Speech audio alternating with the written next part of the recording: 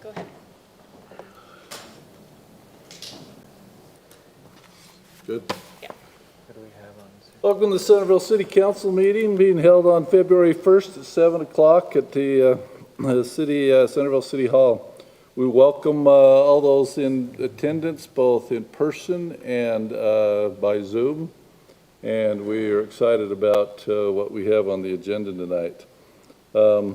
Let's begin by making sure that we have a quorum to conduct the business. So we'll start on our far left with Councilwoman Meekum. Meekum present. McEwen here. Yance present. Summerhays present. Hurst present. Thank you. So we have all 5 of our council members present. I will begin with a prayer. Our Father in heaven, we're very grateful for this opportunity that we have to gather together as a council with staff and with members of the community. We're thankful for the freedoms that we have in the city and the state and the country which we live in that allows us to do this. We're mindful of all those that serve us with services that protect us, our police and our fire and our Public Works Department, our Parks Department, and our other staff in all departments of the city, that the help that they give to the citizens. We're mindful, Father, of the responsibility and duty that we have to uphold the law and uphold the ordinances of the city, and we ask that thou will bless us this night to be able to have that in mind as we discuss these issues. And these things we pray for and do so in the name of thy Son, Jesus Christ. Amen. You all rise and repeat the Pledge of Allegiance. I pledge allegiance to the flag of the United States of America and to the republic for which it stands, one nation under God, indivisible, with liberty and justice for all.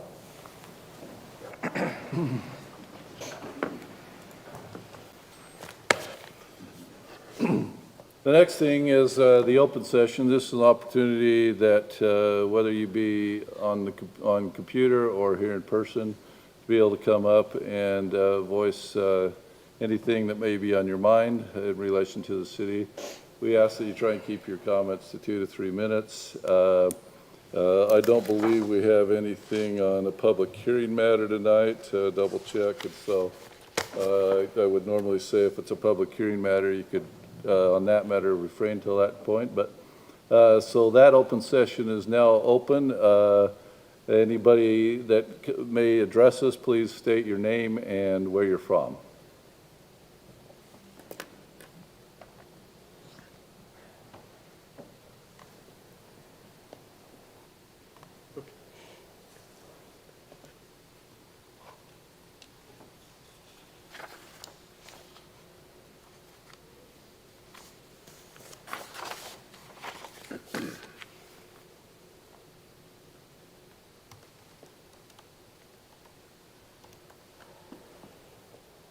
Anything online?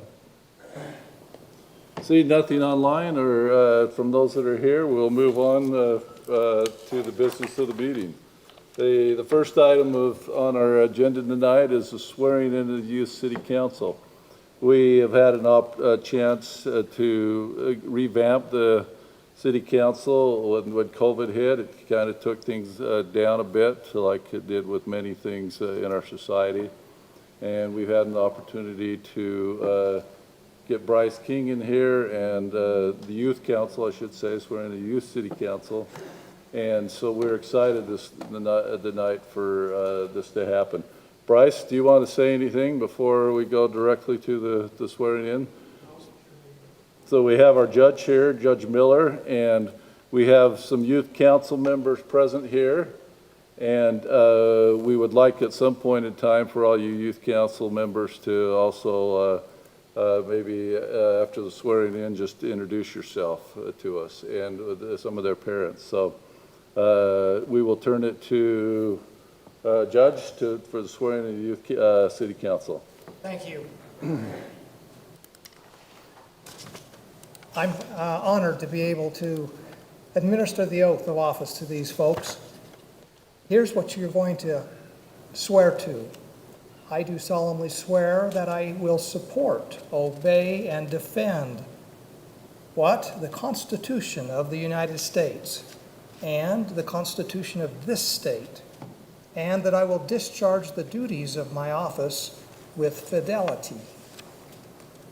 Fidelity, what does that word mean?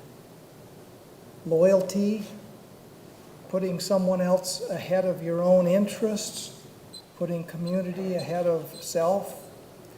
Fidelity is the key here to what, it's the last word, but it's what you're really promising to do. It's that you are willing and committing that you will serve and that you will support. So that's the oath of office that each of you will swear to. After you've sworn to it, I'll also ask you to sign the oath of office, and that will be recorded, and it will be there for posterity. Over 25 years ago, I was an advisor for the youth city council in Farmington like this, and council member Summerhays wasn't on that, but he was in my neighborhood and could have been on it. And now he's a council member behind me and an example to each of you. These folks are, each of them, who dedicate their time and service and their fidelity. So that's what we're going to do in just a moment. Any questions before we do so? Any hesitations? All right. So I will ask everyone who is being sworn in to come up here, and if you will stand in a semicircle behind me, come on up, all of you folks that are going to be sworn in.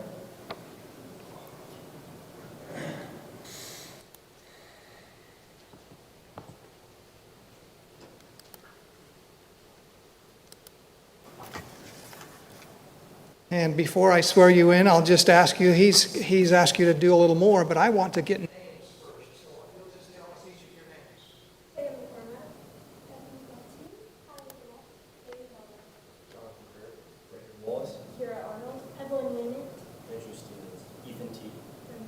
Great. All right. If each of you please raise your right hand. Repeat after me.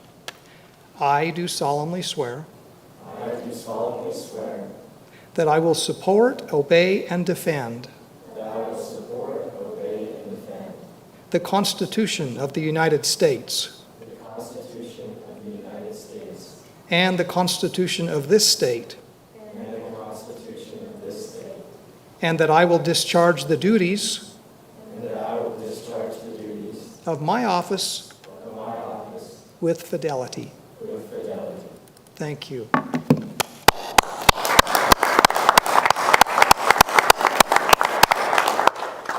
Mayor, I'll turn it back to you unless you want them to sign first, however you'd like it to proceed from this point. Let's keep them up here and one by one as you go, and maybe then you can go over here to the Come over to judge me. after you walk through and sign that. We've heard your names, but just repeat your name again and maybe what grade you're in or something you'd like to see happen in the city, just quickly.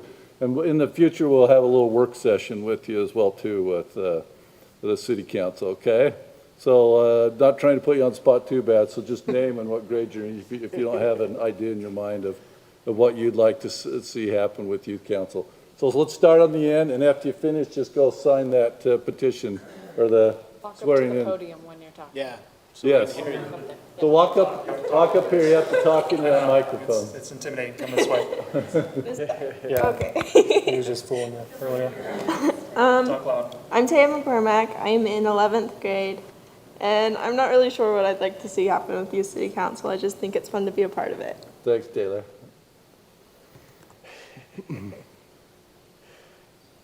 I'm Bethany Bunting. I'm also a junior, and same thing as Tay, I just thought it'd be fun to participate. Thanks, Bethany. I'm Hallie Burnett. I'm a junior, and I'm here for the experience and to learn some things about how the city runs. Thank you. I'm Haley Belknap. I'm in 11th grade, and just like them, just thought it'd be fun. So, Thank you. I'm Jonathan Creer. I'm in 10th grade, and I just thought it'd be fun to join and see how the city works. Thanks, Jonathan. I'm Brendan Wallace, and I'm in 11th grade. I'm a junior, and grateful. This is going to be an awesome experience, and that's all I have to say this time. Thank you. Thanks, Brendan.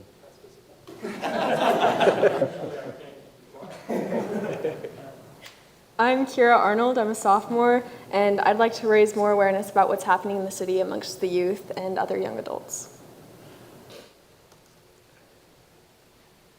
I'm Evelyn. I'm also a sophomore, and I just want to help the community and make them appreciate living here.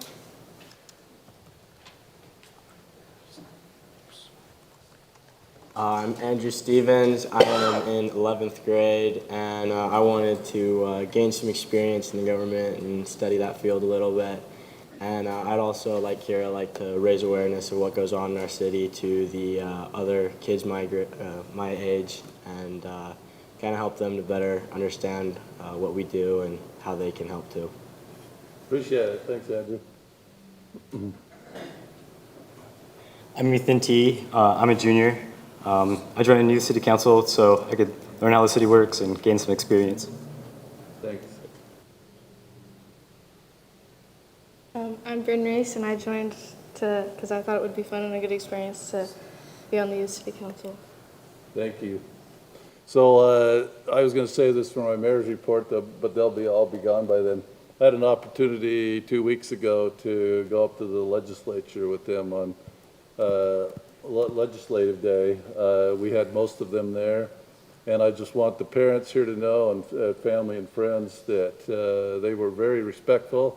They did a very good job, and what I was impressed about is that they worked as a group, and they included each other when we were doing find things around the Capitol building. The way they worked as a team, I was really impressed. And then our 2 senators and representatives stopped by at the lunch table, and they were polite and respectful, and I could tell that they're great young people, and we're thrilled that that this is going again, and they have some training coming up, and we appreciate Bryce King for all he's doing. Anything else I missed, Bryce, that you'd like to include at this time? So, council, you're officially sworn in, and so in our packet here, all our city council members saw it. There's certain duties and obligations you have, and we'll be holding you to those, and we hope that you enjoy your experience. And thanks for being here tonight. Can I ask a question? You bet. Which one is the youth mayor? The youth mayor, at their next meeting, since we just got this going, that we're going to look to get a youth mayor appointed. They also, I think, have a couple other positions if you look as well too.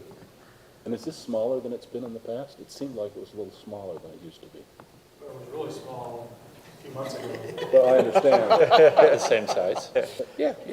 We can go up to 25, and so we'll have this class, and you can tell a lot of these kids are younger, so they're going to be with us for another year.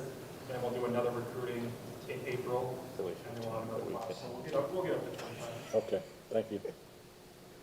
But like Bryce says, first meeting I went to September. We were small, so we built back up to 11 strong members. So, thank you. Any other questions, council? Do you mind if I take them from you now? Nope. Go ahead. Thank you.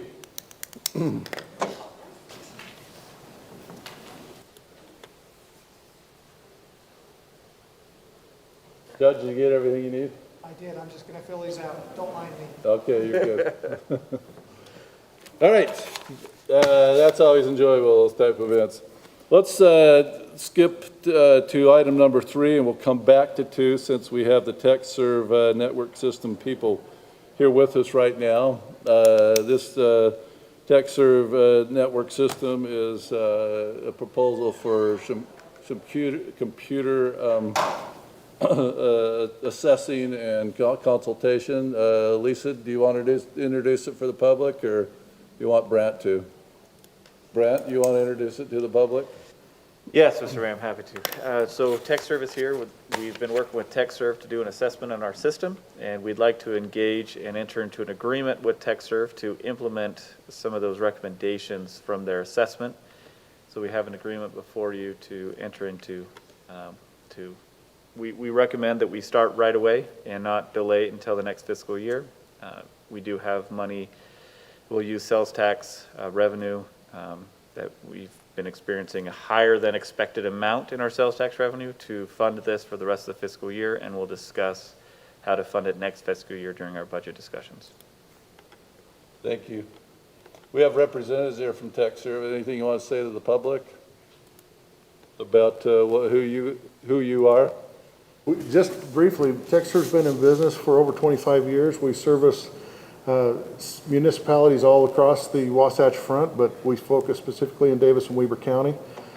Many of our cities that we serve have been clients of ours for over 15 years, and we know what it takes to help cities have the things in place that they need, and we know how to work on budgets and how to do everything we can to keep it the city's best interest at heart.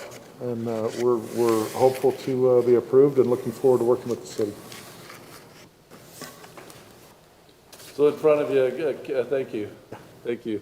Any questions? In front of you, there's an agreement, and we need to discuss this agreement. If you have any questions you need to answer, or if there's no further questions, there's a proposal there that we'd look for a motion on. Yeah, I'll just go on record saying that this is a really skinny proposal in terms of the amount of hours that we're actually retaining. Pricing seems very reasonable. I wouldn't be surprised if we need more services as we get into this a little bit more. But as I've mentioned to council members in the past and to the public, the IT is always an arms race. You never know what your opponent's trying to do other than they're trying to get your stuff. And where the stuff that we have, it belongs to our residents, we need to do what we can to protect it. So I'm fully behind supporting this effort. So I'm going to motion that we approve the TechServe Network Systems Upgrade Proposal and Agreement as recorded. I'll second it. We have a motion and a second. Any further comment or discussion? I guess my first comment, and as we discussed it in the closed meeting before, I am concerned that we need to catch up quickly and not let 4 hours a week limit the focus. That's all I guess I'd say. And I would concur with my fellow council members that the fact that we haven't been doing this is just representative of trying to make our city even better and provide the services, frankly, that we have to provide to our citizens from a service level. It doesn't come for free, and you know, this is something we all pitch in to ensure that we have proper cybersecurity. So to Bill's point, Brent, do you believe there's enough flexibility in the proposal if you need to front load some hours that you feel confident there's enough understanding between the parties to allow you to do that? Yes, I believe there's, again, we got to keep in mind that we can only go as fast as Lisa can go as well. So even front loading a whole bunch of hours might overwhelm Lisa. And of course, then we have the hardware. If we're talking about some purchasing of hardware, that's a totally separate issue that we might have to find the funds for that. So we can front load as much as we want, but we can only go as fast as Lisa's capable and as our budget will allow for the other costs that have not been addressed in this agreement, right? Yeah, fair enough. I just wanted to make sure that I feel confident. We have the option, should we discover something we really want to dig into quickly and spend some extra hours, that you feel you have the discretion to do that. I think we already have a great relationship with TechServe, and I don't see any issues or concerns that they would challenge us or penalize us for, because they would recognize as well, they're very passionate about their work. They would be on board saying, we need to fix this and we'll find a way to make it work, right? And frankly, I like their quiet confidence that they're okay with a 30-day out, and they're confident in their services, and we have that ability too. So I kind of like both the give and take of that proposal. We all know how important tech needs are. I have a small business, not as many employees as we have here at the city. And I think 4 hours a week, along with the job that Lisa does, is very minimal. And I trust that, you know, things that they may find, that they'll obviously come back to us and say, hey, we found this. This is what this might take. And we will obviously balance the needs of how important that is. For mainly our security of our residents. So we all know how critical it is. So any other comments before we vote? Okay, Councilwoman Meekum. Aye. Aye. Aye. Aye. Aye. That passes 5-0. Thank you for being here with us, Tech Serve, and taking that time tonight. And thank you, Lisa, for your efforts too. All right, let's get back to item number 2. This is another thing in the computer area. This is Interdyne service agreements for email archiving. This is something that we discussed in the work session beforehand and went over this service agreement, and we had a presentation by Interdyne. Is there more comments on it that Lisa, you need to make, or Brant, or council, that you would like to discuss further about about the Interdyne service agreement? Well, I figure if anyone wants to know the nitty-gritty, they can go listen to the work session, but just for the purposes of minutes here, I would go on record saying that in order to be compliant with existing grandma law and to not burden our staff unduly with compliance, having a service like this that will allow us to retrieve the documents quickly and understand that we've got some forensic viability, that what we give out is actually the documents we have. It improves the trust and transparency we have with the residents. And the pricing is actually fantastic relative to the services we're getting. I don't think we'd do better anywhere else in the market. I guess the other thing that came out in the meeting, which we probably ought to just highlight for the minutes, is that this is the system that the state's using. Yes, this is, they are using it at the state and the Department of Human Services for archiving all of the text messages for caseworkers. So it does handle some pretty sensitive data, and that's a good feather in their cap that they've got a client that's already vetted them for that sort of data. Of course, our stuff, the same rules apply. We deal with sensitive personal information that comes in through email. So that's a good point, Bill. And I appreciate what Brant communicated to us in the contract, that we continue to own the data. That is important. Thank you. Thank you, because this is a yearly agreement, but so that's important to note. Thank you. So I would motion that we approve the Interdyne Archiving Services Agreement for the period of 1 year and provide staff instruction that at 90 days prior to renewal, there's a report as to the success and ROI we've seen from the product. Second? Motion a second. Any further comments? All right, let's vote. Moving over on Councilman McEwen. Aye. Aye. Aye. Aye. Aye. That motion also passes unanimously. Thank you. You know, you're gonna have to start one with the online person because they never get picked first. I know. I did notice that when we shifted, we had to. Well, when last meeting. When I was remote last week, I'm like, yeah, the virtual people, we just It was forget just like about you're them. always the token last vote. George. Right, exactly. Yeah. Well, and you don't know where in the order we're at either. So Exactly. you know that she should follow. You're not feeling left out, aren't you, Gina? Not at all. Okay. Just be ready to vote first one of these, okay? Okay, I will be. Keep your finger on the mute button. All right, thank you. See you, Lisa. Thanks. Let's move to item number 4. This is a infrastructure improvement agreement at the lane. It looks like Lisa's popped on the screen, so Lisa Romney. So she wants to give us some background on it. Lisa? Thank you. Yes, you kept saying Lisa, and I kept looking up, but anyway, this one's mine. Well, thank you, Mayor and Council. You have before you tonight an infrastructure improvement agreement for the Lane subdivision. And the Lane subdivision was recently approved. And typically, once a plat is approved, the developer brings in a bond for all the public improvements and prior to recording the plat. But state law does allow the developer to actually put in some improvements on their property, infrastructure improvements and utilities, prior to recording the plat. And in Centerville, we've adopted an ordinance that if the developer chooses that route required by law, that they enter into an agreement with the city so we understand what might happen if they walk away and never record the plat. So we have this standard agreement. It does buy the developers a little bit of time to start on their subdivision while they're getting ready to record the plat. So it does look like Zach Swenson from CW Urban is there if you have any questions, but you have seen this agreement a few times, half a dozen times. So just wanted to give a little bit of background for the new council members. Questions for Lisa? Zach, would you like to have anything to add to this? Zach Swenson, I just wanted to express gratitude for the opportunity I've had to work with Centerville City staff, Planning Commission, City Council, and Mayor Wilkinson. It's been a pleasure. I'm really excited to get this project going, and because it's been such a great experience, hoping to have another project at some point in the future here as well. So thank you, appreciate it. Zach, just a quick question for you. Just walk us through maybe some timeline.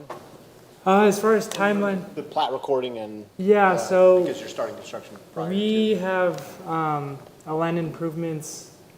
I guess our contractor on this project had a window of time that he had no other items going on.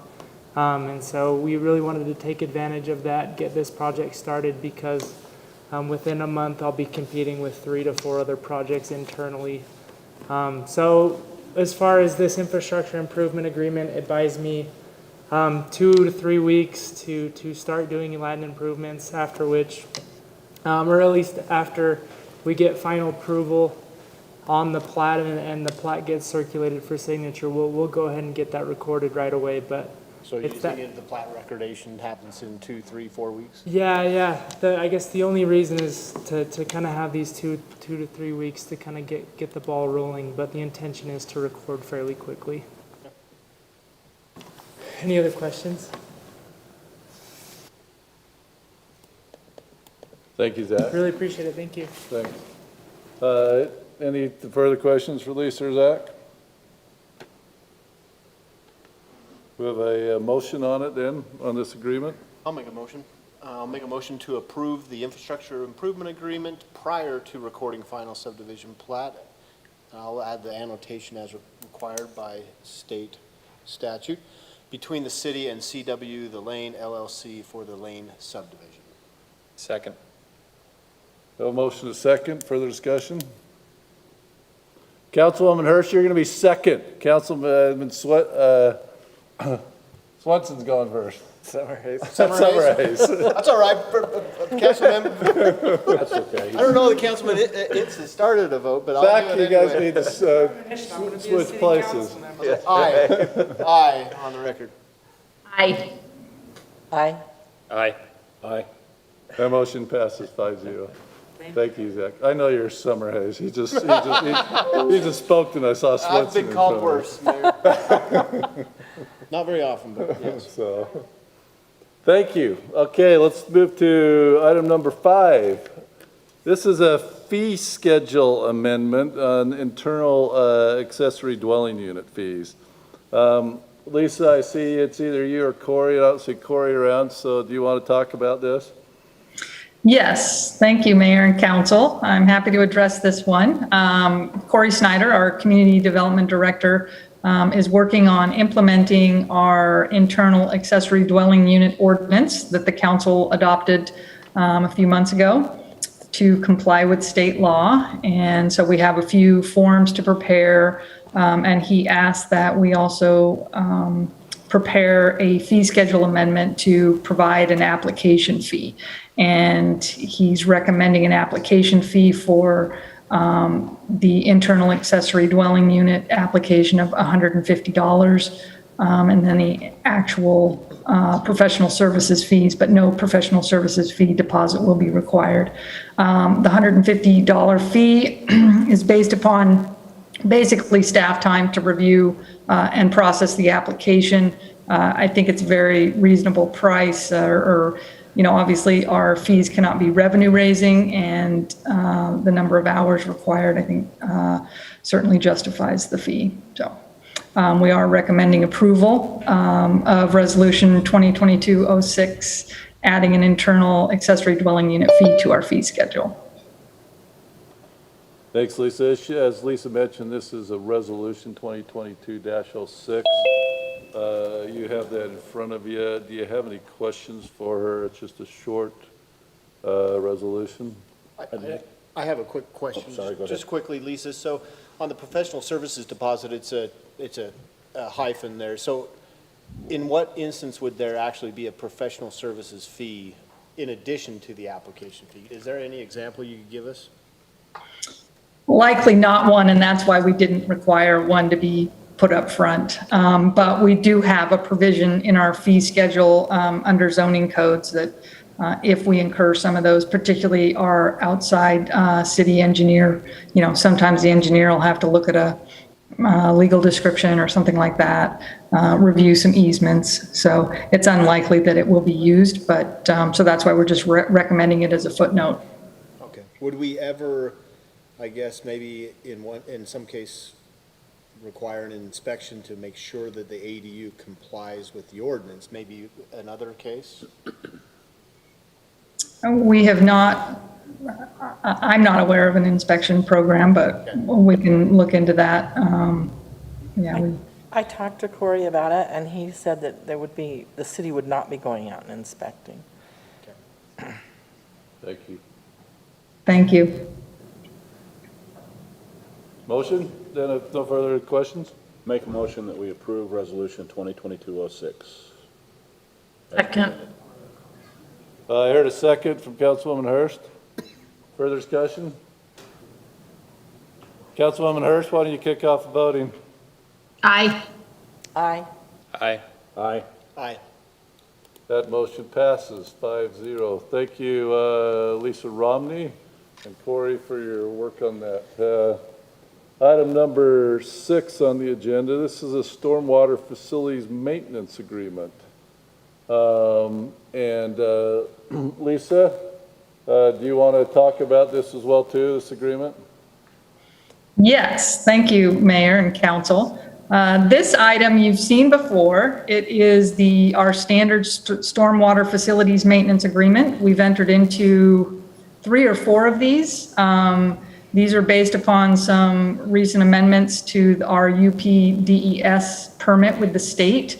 And so we require developers now, certain developments, I believe over 1 acre, to enter into basically a maintenance agreement where they come up with a long-term stormwater plan, how they're going to handle their stormwater and their private system before they discharge any waters into the city system. We're requesting that the City Council approve this agreement as to form so that we don't have to bring these to you every time. We've done this with a number of for instance, our public improvements agreement required for every subdivision to bring in the bond. I think our telecommunications agreement. So these agreements that we really don't change, we're just asking the council to approve the form and authorize the city manager or the mayor to sign them on behalf of the city. What we do if a developer wants some changes to our standard form, we then require them to come to the city council and to request those changes. But we haven't really had too many changes on our standard form.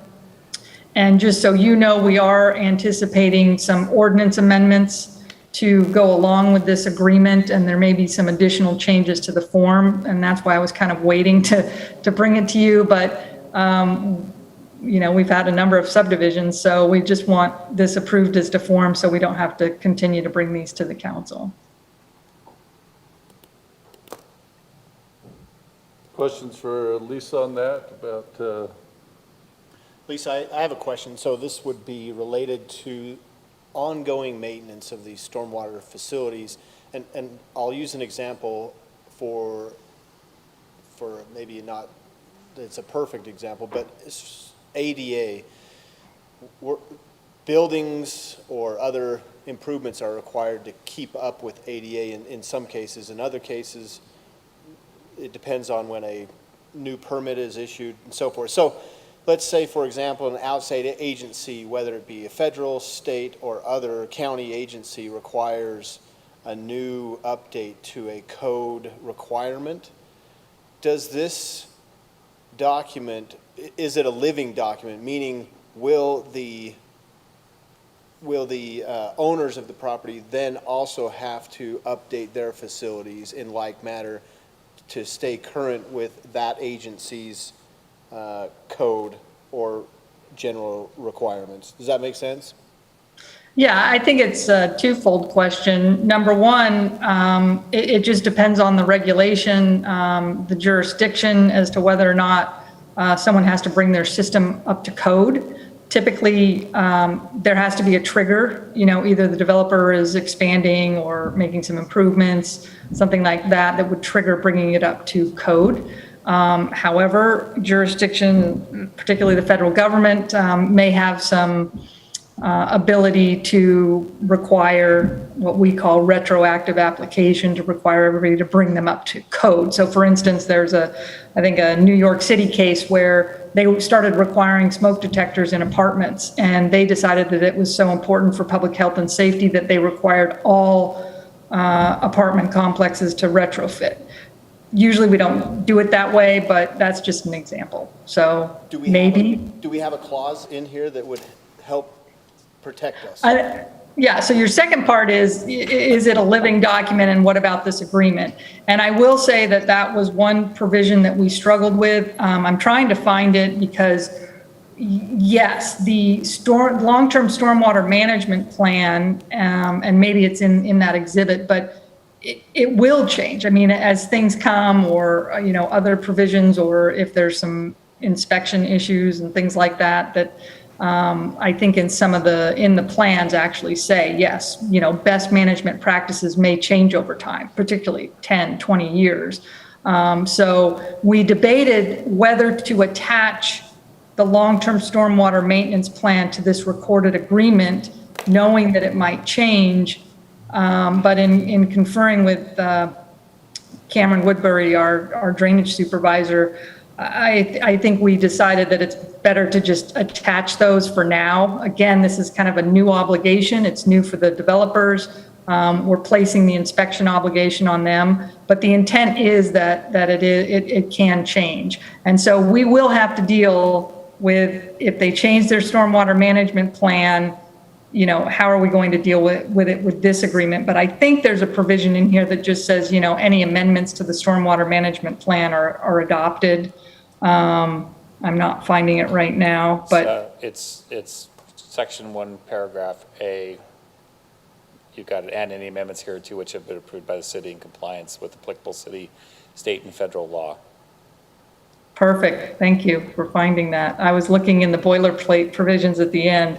But anyway, it's a great question, and one that we struggled with. I'm not certain that we've handled it. Some cities have just said, the stormwater management plan on file with the city. But again, people don't get to see it. They don't know what it is.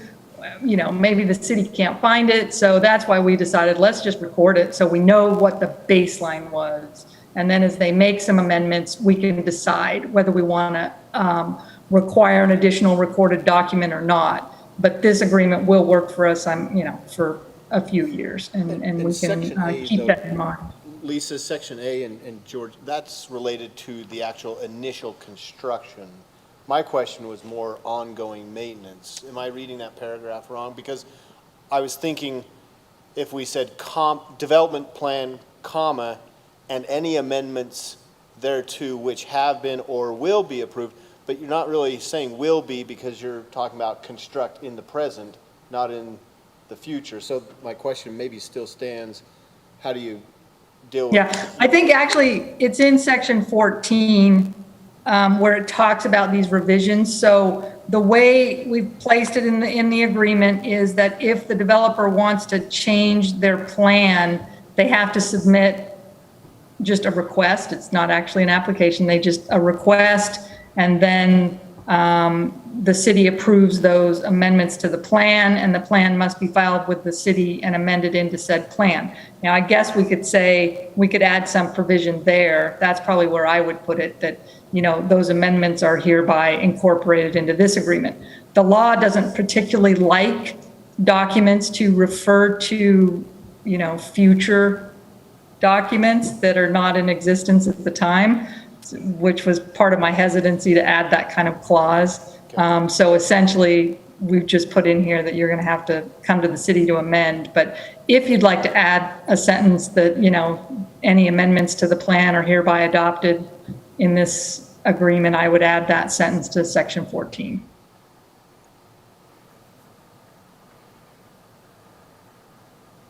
I think as it's an as-to-form document, I wouldn't have a problem. We execute it in its current form, let it be monitored for success or failure, and if staff feels that we need to adjust it, they'll certainly bring it back to us. I just don't want the failure to happen. The what? I just don't want the failure to happen.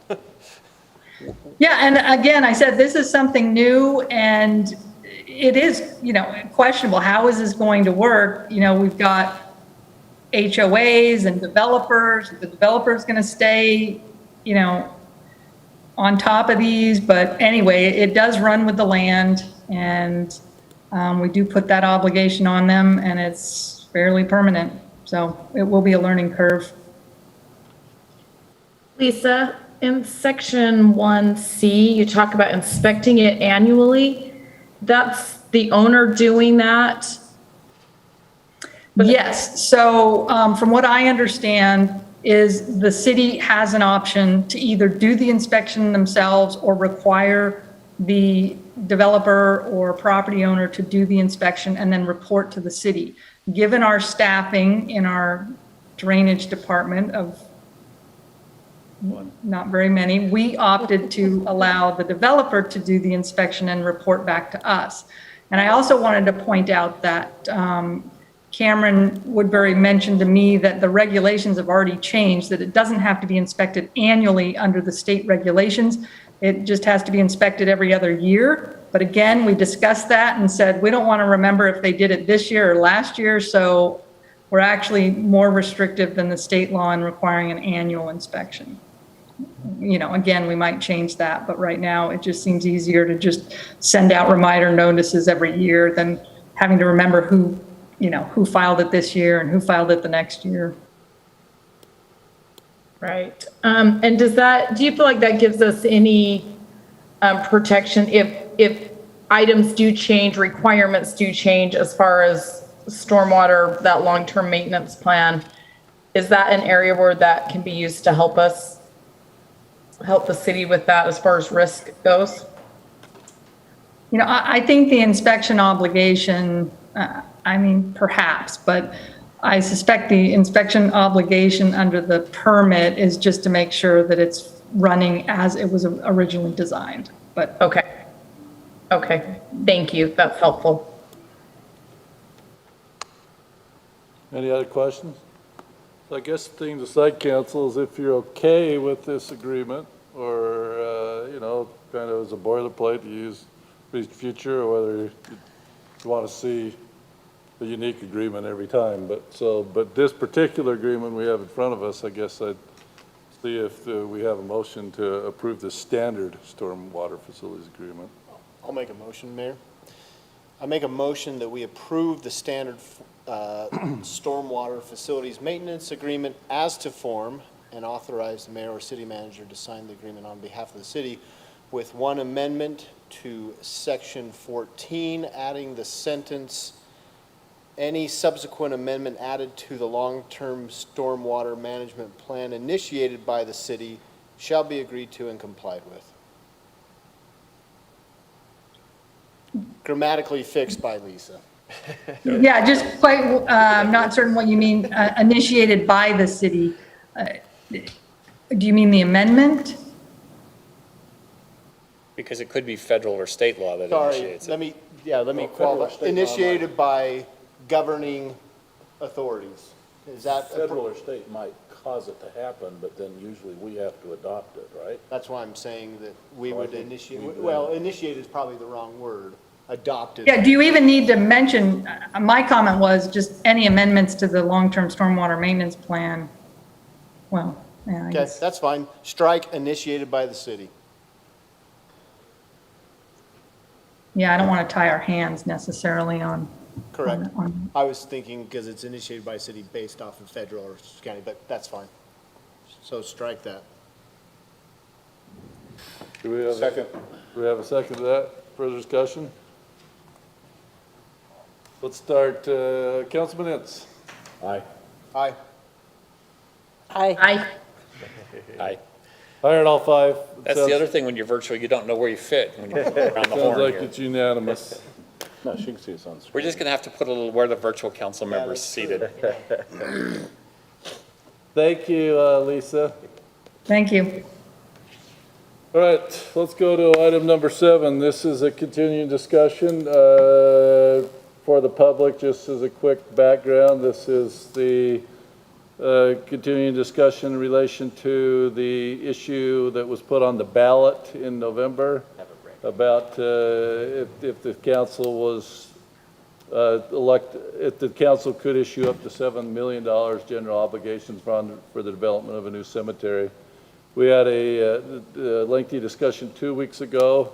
You'll see on the screen that's pulled up, we've continued to add to these attachments over time. Some of them go way back, months back. Some are more recent, cemetery fee comparison, that type of thing. When we left and the last time 2 weeks ago, we'd asked the staff to do some additional work for us. Brant, do you want to address what further information based on what we asked last time? Yes, thanks, Mr. Mayor. We do have, Bruce did compile some lists. One of the questions was, what are private cemeteries charging for their burial rights, burial rights? Bruce, will you come up and talk about that? So I've asked Jennifer to pull it up to give you some idea. That was one of our asks, was to, what are private cemeteries charging? And Bruce was great enough to do that research. You bet, Council. So do I need to lean over for you to hear me? Can you hear me? Oh, you can hear you fine. So in this document, I've got the municipalities are the ones at the top, and then down, if you come about halfway down the page, you'll see there's 3 different private cemetery companies that have cemeteries in our area. The 2 closest are the Memorial Estates, Lakeview Memorial in Bountiful up on the hillside, and then of course Lindquist Cemetery in Layton, and then Larkin is a company that has several cemeteries, none real close to us, but I was able to get some figures for you to look at it, and I'm not sure exactly which ones you're most interested in, but basically they have a range of the cost to buy a burial space, a right of burial, so I just put in the lowest, most economical up to the highest, and then also their opening and closing fees.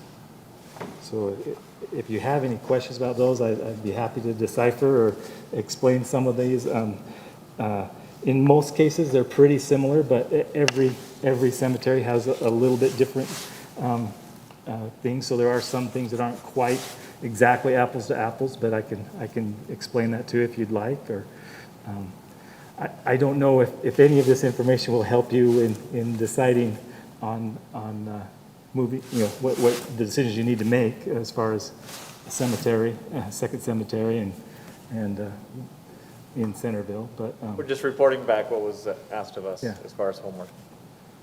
Correct. Yeah. But don't go too far because we're gonna ask you about your staffing requests. Sure. Well, I think what's clear is the private cemetery costs across the board versus the public. And Yeah. it kind of fits in with it's kind of some of the quick numbers we were running to even break even, right, in our last meeting. Sure, yeah. One interesting thing is with all 4 municipalities, cemeteries, if you were to have a resident that was buried on a Saturday, all of them it's $1,500. Centerville's fees are $1,500. Bountiful is $1,515, and Farmington is $1,500. Kaysville is $1,500. So that was interesting that all four of the cities, basically for a resident to be buried on a Saturday, it's roughly $1,500. And then if you look at that same kind of thing for a private cemetery, you're looking at about $1,000 more. And that's at their low end. How are you getting $1,000 more? $2,390, $395, and it varies. But like I say, I don't know that any of these numbers will help you in making your decisions to move forward with the cemetery. No, it was just more of a comparison of how we look to them. Okay. From a general standpoint. So if I look down, and maybe I'm not understanding, if It's I the look at Layton. bolded numbers, I think, Bill. Yeah, you'll see at the bottom of the private, there's total low and a total high. That's the total it would cost on the low end at a private cemetery. So at Lindquist, it's $2,390 at the low end is what you would pay to have someone buried at that private cemetery. But on Saturday, wouldn't that take it to the high end?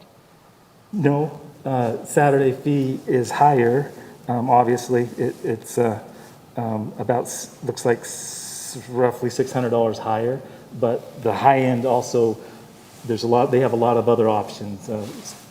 Private cemeteries have lots of options, lots of different things, and they have different fees for all those different options.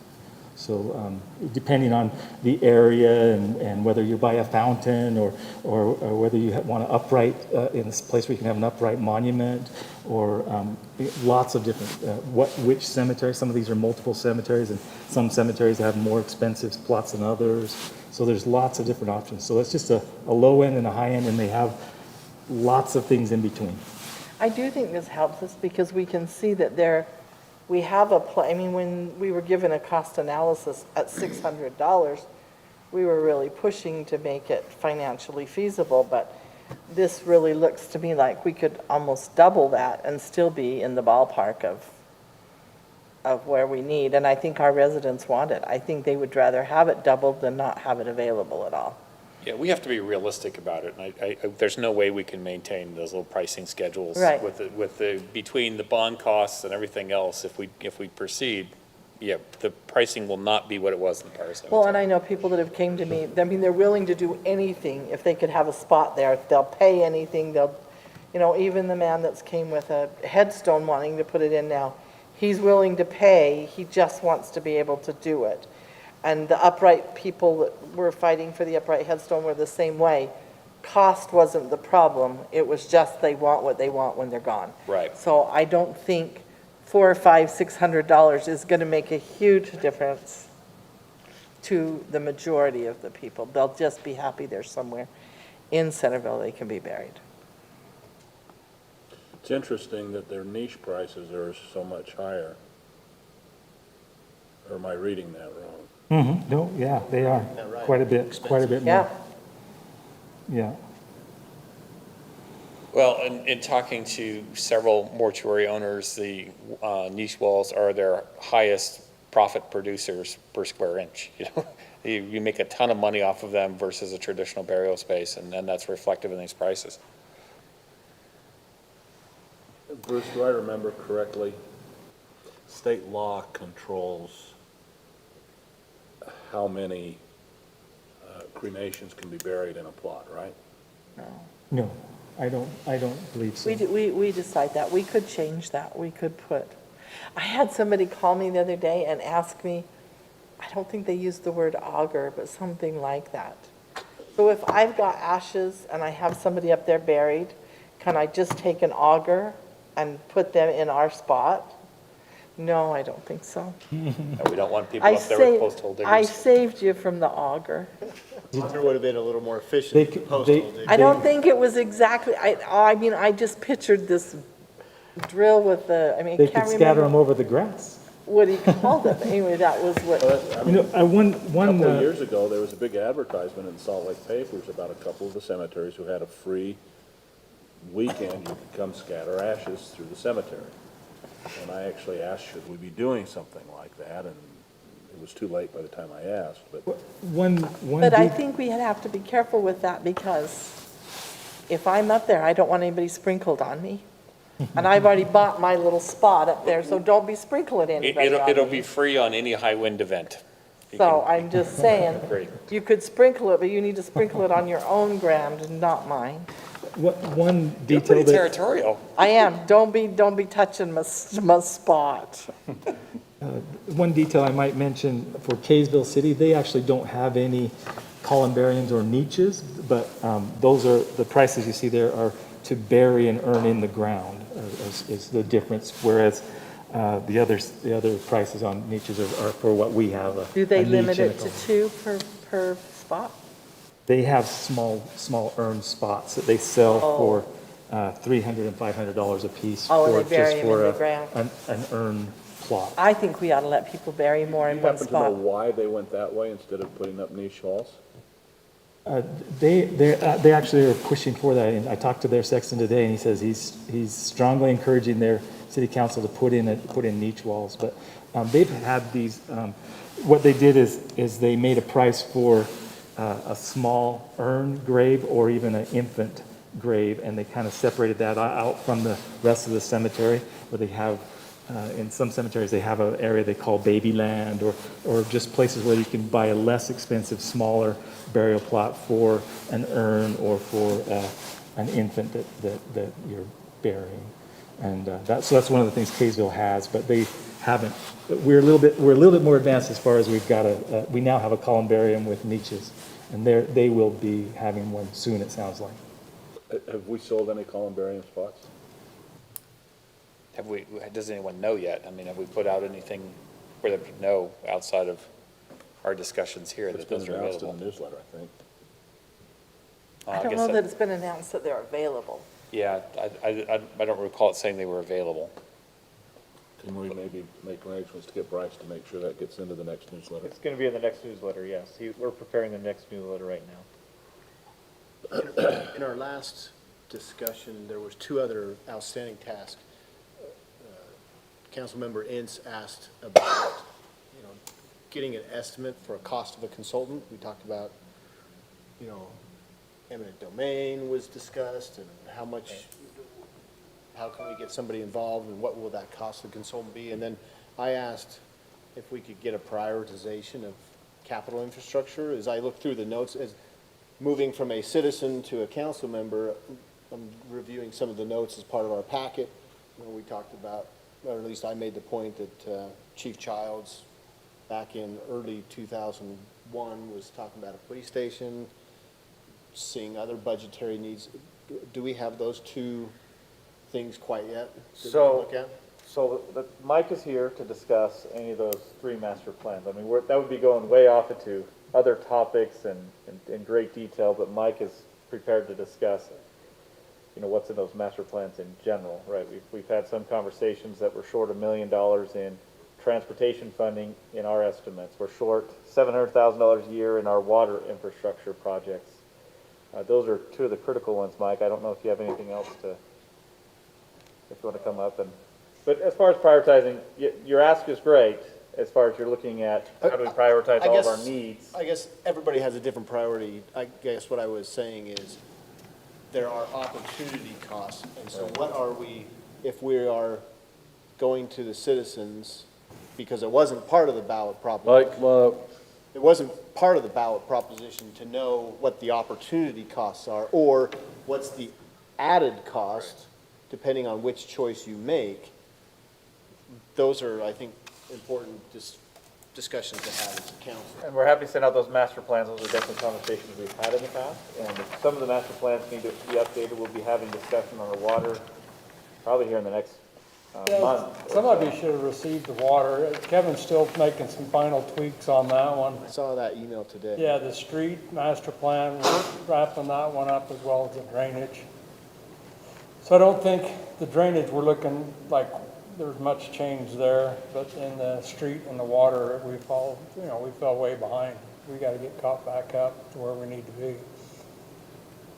So yeah, there's public safety buildings, there's always, more amenities at our parks. I mean, the list is endless as far as things that residents have said we really need, or even businesses said we'd like to have. It's endless. Now, our priorities, in my mind, are those of the streets, water, and parks. Public safety building would be great. Is that a necessity? No. City Hall renovation is going to have to happen one day. Is that a priority? No. But where does the cemetery lie in that? I get what you're trying to get at, Councilmember Summerhays. There are opportunity costs, but that would be a much larger conversation. Yeah. We're happy to schedule a work session to go through all those in more detail. But let's back up just a minute, so I'm going to put our two new council members on the spot, because we've had this discussion before, the prior council members. Do you believe that burial in the cemetery in Centerville is a service the city should be providing? My comment, Gina can share her input. You made the comment last council meeting, hey, we're a democracy. People said, yes, we're going to move forward with that. And I don't disagree with that, except that as a member of the public that was not a member of the city council, when I see that ballot proposition, it talked about, are we authorizing the city council? And what the dollar amounts were on an estimated basis. We weren't given information as a citizen. Okay, if I approve this, what other costs are out there in the future? And I'm not saying that anybody was deceived or whatnot. I mean, as a council, you're just trying to get out information as best you can. But I think from a citizen standpoint, there's a lot of things that weren't brought up in that ballot proposition. Hey, are we comfortable with eminent domain? Again, are you comfortable in the future that now we've have $56 more a year in taxes for the cemetery? Oh, by the way, we're also short on water. We're also short on streets. We're also got these other big projects out there. Would the vote have been different? Now, that's a would-have discussion, but it wasn't part of that. So now, as a member of the city council, my position is saying, okay, I'm supportive of a cemetery, but not in a vacuum. We have to consider it with all the other things, and that's my point. And I think many members of our community would feel the same way. Is great, I'm supportive of a cemetery, but I'm also supportive of not spending an additional $250,000 on a water break. Let's focus on maintenance and not some other things, because we didn't focus our priorities. That's what I'm getting at. So I'll take the other side to that too a little bit. As a citizen, as a very frugal citizen, as these guys can attest, when I voted for that cemetery, I knew that my roads have to be taken care of. I know that my water bill continually is going up. So I didn't vote in a vacuum. I've lived in the city a long time, and I realize all those things have to be taken care of. So to me, the ballot was, are you willing to pay this much extra just for a cemetery? Because that money can't be used for anything other than a cemetery. Now I realize, okay, so we get some homeowner that's got to pay $56, and then we raise these taxes for some of the things you've said, and now he's got to pay $256. I see that, but I would think most people that are homeowners realize that their water is going to go up, that their drainage is going to go up. I mean, that is something. You will look at our sewer bill, it's gone sky high. So I'm saying, I think people looked at that and said, of all those things, I'm willing to pay more for the cemetery. And after going out, campaigning door to door to hundreds of doors, having so many citizens come to me after being on the city council, being on the cemetery board, I think the residents want a cemetery. I don't think they care I don't think they want it compared to the police department. I don't think they want it compared to whether our streets are done. I think they've said, we're willing to pay extra for this cemetery. Now, we know that our taxes are going to be raised for other things. But yes, we are willing to pay this much money per year for a cemetery. Now, I already have my plots. I still voted for it. I'm willing to pay that much per year for you to have somewhere to bury your family.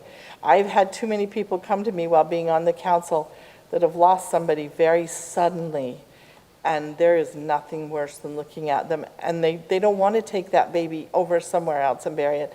They don't want their husband to go somewhere else. They want him home.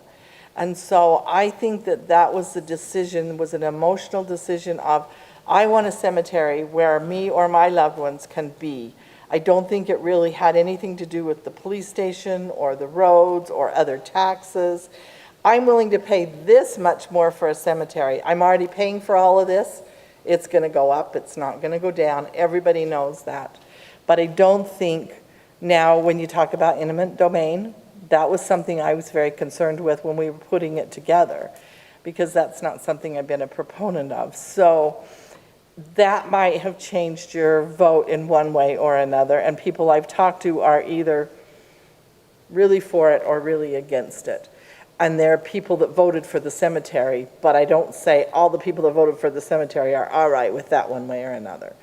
But I am saying I don't think the fact that we need a police station in 5 or 10 years, or we need to remodel City Hall, I don't think that had anything to do with the cemetery vote. I think everybody did have that knowledge as a citizen, but I will go along with you with the eminent domain as to.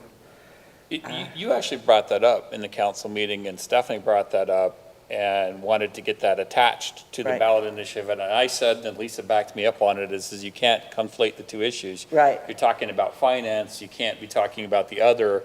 And we received good counsel on that we That's needed right. to leave them separate. So it That's right. definitely did come up as an issue. I think where. And it was talked about in the public meeting that we did Yeah. hold. It was talked about when we held one for the public to come. Right, it just wasn't on the ballot proposition. It wasn't on the It proposition. can't be on the ballot proposition. But we couldn't put it on there, they wouldn't let us. But like I said, I agree with you on that issue, but I think on the other issues, I think, I can't say everybody that voted, but I would say the majority that voted are aware that other things are gonna come up, and they're willing to pay that much extra above whatever happens over here for a cemetery. But I'll put you on the spot, Robin. Okay. Number one, I'll agree with you before I put you on the spot. In that I voted for the cemetery bond because I think the cemetery is part of the community. It's a place where you go memorialize those who have passed away. If you don't have a reason to come back to your city, you don't create that community spirit. So there's an intangible benefit to having a place to memorialize loved ones in your city. What I'll put you on the spot is taxes. You voted against tax increases, so for you to say, I'm okay with it, that isn't congruent with your prior votes. So I don't think you're comfortable with taxes increases because you voted against those. No, but I know that what it's you've going to done in the happen. past. The taxes went up whether I voted or not. So when I voted. You weren't supportive of it, I regardless wasn't of whether you wasn't voted for it or not. supportive of it at the time. I did not think we needed it. Now, I have voted for tax increases. I did vote for the last one, because I felt like we One needed. before this Uh-huh. one. Yeah, the Because big one. Right, the big league. I voted for the big one. I felt like, One was really big. I felt like we needed it. This time, I just felt like we had received so much government funds. I had a hard time approving it for this year, but I know my taxes are going to go up. So when I voted for that cemetery bond, I voted for that knowing that my taxes will go up, knowing that my water is going to cost more and my streets are going to cost more. I might fight, as to whether the city needs more right now or not. That I will do, but I did vote for it knowing that my taxes over the years are going to go up. But I'm willing to pay that much extra, however much my taxes go up. I'm willing to pay that much extra to have a cemetery for the people that live here to bury their loved ones, and more for the people that are alive than the people that die. Because I've seen too many that are right on the brink of breaking, and when you tell them they haven't got anywhere to bury their child or their husband or their spouse, it's horrific. It's the most horrible thing you will ever experience. So Yeah, you're that's kicking why. somebody when they're down already. Right, and some of them are just on the edge of breaking. The mayor's seen, we had some on our cemetery committee that were so passionate, and most everybody on the cemetery committee had lost someone unexpectedly. So I'm not as concerned about that. You're right, I did vote against the taxing, I have voted for the taxing, but I know my taxes are gonna go up. I'd like to think I could live here Again, forever. I'm not against the cemetery. Right. I voted for it. Right. But without a broad base of information. But didn't you think your taxes would go up for other reasons when you voted for the cemetery? Did you expect that none of your other taxes would go up? No, I'm not saying that. What I'm saying is the public, I believe, as a voting member of the public, I authorize the city council to bond up to $7 million and to make a wise decision. Right. What goes into that decision? It wasn't say, yes, do it. It was, hey, I'm going to authorize you and I'm going to trust you. So as a member of the council, at least speaking for me as a member of the council, I feel it incumbent that, yes, you've authorized me, city, to bond up to $7 million, but I'm going to trust that you're going to make the right decisions if you're going to end up making that decision. See, I want to dissect your statement a little bit into two places. First, I want to go back to what you said about, the idea of having a cemetery creates that community, that place to mourn. Here's the realities of the situation we're at right now. If you don't have a plot, you're locked out. So that means all those who are smart enough, who have lived here long enough, we have two Centervilles again. We have the Centerville of those who are already here and the Centerville of those who are coming here or living here now. I've been here 18 years, but I don't have a plot at the cemetery because I guess I got here too late.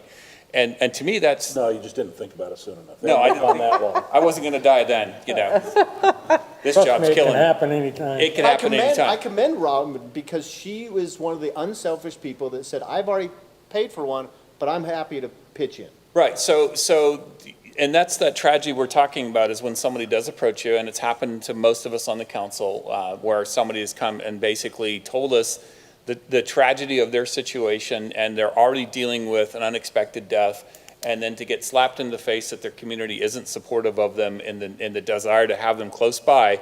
And you're dealing with somebody at that point where it doesn't matter if you lay out the facts and figures, it doesn't matter, the community let them down. So understand there's a little bit of coloring that goes on that for the process. And when we went for the bond, we said, okay, and this was actually when we had the discussion about returning upright headstones to the remaining area, we said to do this, we're basically saying we are closed for business and we are moving towards that next cemetery. I think the second point I want to just kind of look at is where you're saying, well, as a voter, you think that we voted for the bond with the expectation that there would be more analysis and more to be done.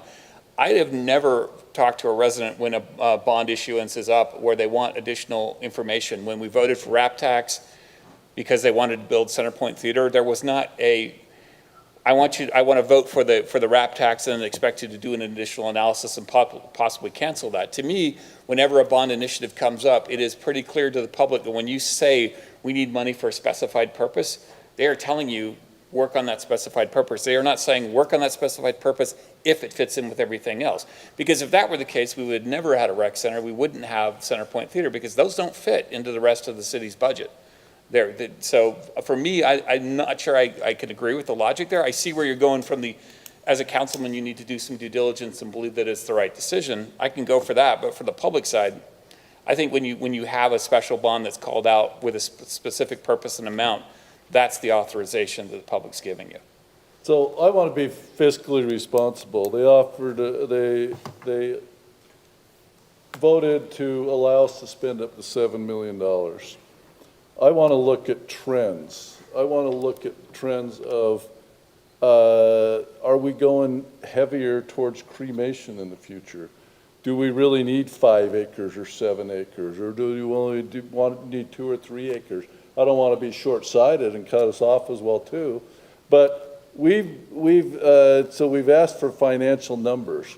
I do not see just initially without I've relied on staff with hardcore diving into it, that we can truthfully say what was being said in some of the talk, that this bond's going to be paid off in 8 to 10 years. I just don't see it happening from the numbers that I've been seeing. So I think a realization is we have to have public hearings, we have to have open houses, we have to enlighten when we have all the information. And I want to know too, is what have been our sales? Do we know this before we started limiting the sales, and how many plots up there, Bruce, are empty? I know we've looked at this before as far as buying back, but if there's 2,000 plots empty, I mean, how many a year are we really going to sell? I mean, do you get a greater return buying back those plots at a premium price and then selling at these private prices if people are going to buy at private prices? And you can you take care of your needs for the next 20 years with what we already have? I mean, I think that I don't want to shortchange us, but I think that we really need to look at how quick these are going to sell. I mean, we know, Robin, you and I know, I mean, those people, and we all know that they have an immediate need. Okay, but there's not a lot of those immediate needs per year. No, but I think... How many people are buying just to go out and buy? I think if you put them up right now, you'd have to limit it because people would buy up. Because nobody ever really thought the cemetery would run out, other than my husband. And he asked for a plot the first year we were married for Christmas. That was the present he wanted when he moved to Centerville. So he foreseen that, and I thought it was really stupid, and I didn't want one. We're going to have to dissect that one later. That was a creepy wedding gift. But that my mother bought us our plots our first Christmas we were married. So some people think about it. But I think now that there aren't any, it's like toilet paper. You're going to have the whole lineup of people wanting it because they know that you could run out. So if you limit, anybody who wants to can buy 2, or anyone, they used to sell them by 4 or 8. And so I have several relatives who own 8 here, and they own 8 here, and they own 8 here, and I've got 2 aunts here and 1 kid, and the rest of them are empty. Nobody would ever sell those. I don't think you could offer any of those people enough money to sell them. They're in the family, and they will be eventually used in the family. Well, if population numbers can continue on trend, and with what's estimated for the area, burial spots along the Wasatch Front are going to be an extreme premium. Right. I don't see us not selling them. I don't think there'd ever be a problem with selling them. I think if you put it out there, you'd not only have people from Centerville, but you'd have people, if you allowed it, from other towns wanting to come in. But we don't want this to be short-sighted. I don't want to provide a cemetery for 4 or 5 years. I want one to be provided down the line. Do I think it'll be paid for in 8 to 10 years? No, but I never did think it would be paid for in 8 to 10 years. But you could take, if you had 5 acres, you could take 1 acre, I guess. You could sell it out, I think, within a very short amount of time. I think if we were ready to sell, you'd basically sell close to an acre's worth in the first year. Right, I do I too. think there's enough pent-up demand. I do too. That you'd sell. Robin? Robin, when you talk about not paying it off and not being able to pay it off in 8 to 10 years, Mayor, you mentioned it as well. If we increase the cost per plot, doesn't that help? We have to do a bond based on property tax, but certainly we could use some of those fees coming in for plots. I'm one of the ones that would like to be buried in Centerville, and I don't have a plot. So if these are available, I am one of those people that will be buying it up like toilet paper. Right, that's what I think. And knowing that they might not have enough now, you might buy enough for your children to each have 2 or each have. That's what my mom did, was bought so that we all had, we could all be there with her. So that's what I think. I think you would sell them. But yes, Gina, and I think the other thing is, we're selling them at 600. I think we could sell them at 1,200, and you'd still sell out the first acre in a year if we wanted to. So we could make a really good dent in our, it can't be paid off in less than 10 years, but we could, make pretty good payments. And I think another discussion point, and probably not for tonight, but we happen to have, there happened to be 2 burials up there a week or 2 ago. One was from West Bountiful, one was from Centerville. Are we going to limit? I know we do have people who bought plots that do not live in Centerville, but I think that needs to be considered as well if we're using up that space, because we do have people paying property taxes to pay for the cemetery. So not necessarily anything to discuss tonight, but just a thought. I often feel like, a cemetery, I think what you guys have conveyed to me tonight is, you brought up a good point, that a cemetery is actually somewhat for the living, because it is a place where people can go and feel peace and have that time with people who have passed on. I don't view it as more important than drinking water or roads that get us to and from work, but I don't want to minimize the importance of having a cemetery. I did want to bring up one little point about eminent domain. I was pretty bold last time and said that I didn't support that. Just in researching, I don't know if you guys were aware of this. Did you know that Bountiful City exercised eminent domain for their 8.65 acres that they added on to their cemetery? Yes, How much of it? almost All of it. Really? Yeah, and, but here's the thing, I feel like the thing to be brought up here is I think that landowner was selling it to a developer, and then the city went in and exercised eminent domain. So I think there was a situation there where perhaps that willing seller still received an appropriate market value for their property. But also, as I was researching, I spoke to someone who does, she does all sorts of transactions for municipalities, UDOT, and some of them do involve eminent domain.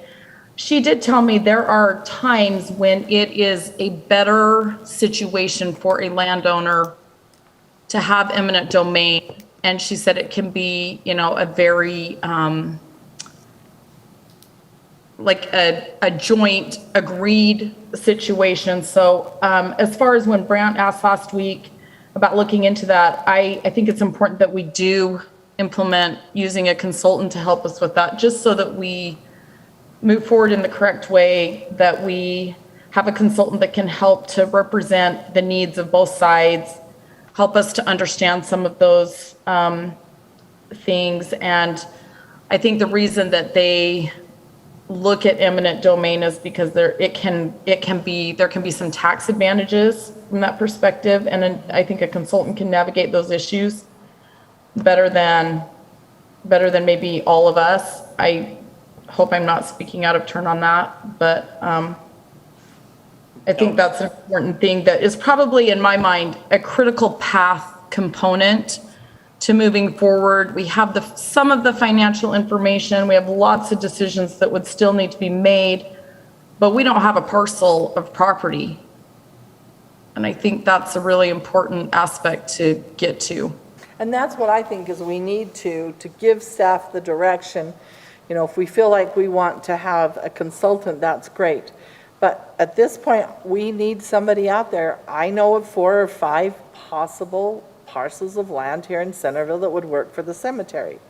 Maybe somebody's out there really thrilled to death. We ask them and they're going to be, yeah, that'd be great. If you can pay me market value, I thought you wanted me to donate it. So, maybe it's out there, and we need to find that out and to quit sitting around here and thinking, oh, what should we do next? I think we need somebody out there advocating for us and going to these property owners and finding out what is available and how much is available, and who knows, maybe we'll have a couple to choose from. But that's why we've got to engage the consultant, because the use of eminent domain has very specific parameters, and if you do it wrong, you lose the right to exercise eminent domain if you have to do it. So I'm fully supportive of having a consultant look at that. And a lot of people gave me some comments from last time. They said, wow, you were just like the eminent domain guy. You want to go grab everyone's property. And the answer is, no, I don't. But eminent domain is the appropriate tool because it exists for the purpose of making sure that you serve the citizens as a whole, not just an individual property owner. That sometimes an individual property owner has to be inconvenienced or compensated for the greater community. When it comes to the bonding issue, the reason I'm sitting up here is because when I first moved to this town, the city council said, we're going to jump on the bandwagon and get bonds that last till 2042, and we're not even going to ask the public what they think about that. And there's a lot, our first big property tax increase basically covers the whole when you look at how much the Utopia bonds continue to go up over time. that's why I was very insistent that we go to the public and we say, we are going to enter into a bond obligation. We want your permission to do it, because that just chapped me to no end that a council did that. And all of us at our very first tax raise said, gee, here we are raising the taxes to cover what the holes in sales tax because of Utopia. And so I feel, that's why I feel like I feel justified in taking that approach, because we do have that permission from the citizens for that specific purchase. They understand that it's going to be an ongoing bond obligation. I don't know where the 8 to 10 number ever came in. For me, if the bond runs full length, it doesn't matter. It's a city amenity. And the difference is, as bonding over time, the money that the actual value we receive now is greater than what we're going to pay out if we do this correctly. I don't know. It's a tough issue. What I don't want to do is stay in a situation where, like I mentioned, Spencer, where we've got people who are locked out. They don't have an option. You are not, Centerville is not full service for you as a resident. It's only partial service. I agree with that. So, but if we proceed, we have to look at the uncomfortable truth that we may have to look at parcels that someone may not have everything that we want. And what I'm going to be insistent on is proper stewardship of the taxpayers' money. If a property owner is willing and their property is not great, and between our public works and all the other professionals and our engineering and go look at it and say, this ground is horrible, it's going to cost us a ton of money for fill or grading or otherwise, that's not an appropriate parcel to be using for the cemetery. And if we find something that, and I'm just going to throw it out, pristine, flat, it's got proper access, and all of our executive as people say, yeah, this is good ground and it's going to be the cheapest for us to develop the cemetery, that's where I'm going to be leaning. And that if that's full eminent domain, partial or otherwise, to me, our duty is, if we believe the cemetery is necessary, to get the cemetery that costs the least for the money that we have. Sounds like we all agree, though, that we're comfortable with developing a cemetery. We just need more information. I think we're saying a little bit, I mean, you've said a little bit of what I've already said, George, is I'm comfortable with the cemetery if it meets these parameters, but if it doesn't meet these parameters, I'm not comfortable with it. That's I'm saying something similar. Right. So I think in different circumstances. So I think, okay, let's stop hypothesizing and get the ball rolling. Right. So I had told Brant last year when we were at the bond issue, and I didn't make it a big public statement. I said my goal is that we're pushing dirt for that cemetery in the summer. Now I don't know that's realistic because we've burned so much time already between bond issuance and everything else. But if we get a consultant and we set some parameters for staff that we need to have this back to us and basically put together that project schedule that lets us understand if we're going to make a go no go date on acquisition of property, we got to put a flag in the ground, say by this date we're making a go no go on acquisition, otherwise this year is gone. Can I ask the council members a question? I've thought of this because we've talked about 5, 8 acres. What if, in hopes of reducing improvement costs, you actually bought an acre here and 2 acres there that are smaller parcels that may have street frontage where you're not having to cut in a lot of infrastructure? Bruce, you want to talk about the costs of multiple cemeteries? Because this actually, this goes exactly to what you were asking for. Could we have micro cemeteries? How would that work from your opinion? I guess my point is if we're directing staff, okay, we're ready, let's get this ball rolling so we actually have something substantive to talk about. Is that something substantive going to be 1 acre to 8 acre parcels? And we're going to look at it as a broad whole. So yeah, anyways, Bruce. Well, and I was going to say, because you are new and you haven't been on all this time, we've heard this. I mean. So be quick, Bruce, so they don't bore these. No, but I'm just saying and I'm sure Bruce will say the same thing, is it's too expensive to take care of. I mean, he's got to get a backhoe and a lawnmower, stuff that's stored at the cemetery. He's got to load up and haul all over town. But if it costs a couple $1 million less and he's got to haul a backhoe, you just charge more for the burial rights. I mean, that's kind of the fee schedule. Go ahead, Bruce. Bruce, you're getting advice from different points. No, independent thinking. What's your thoughts on that?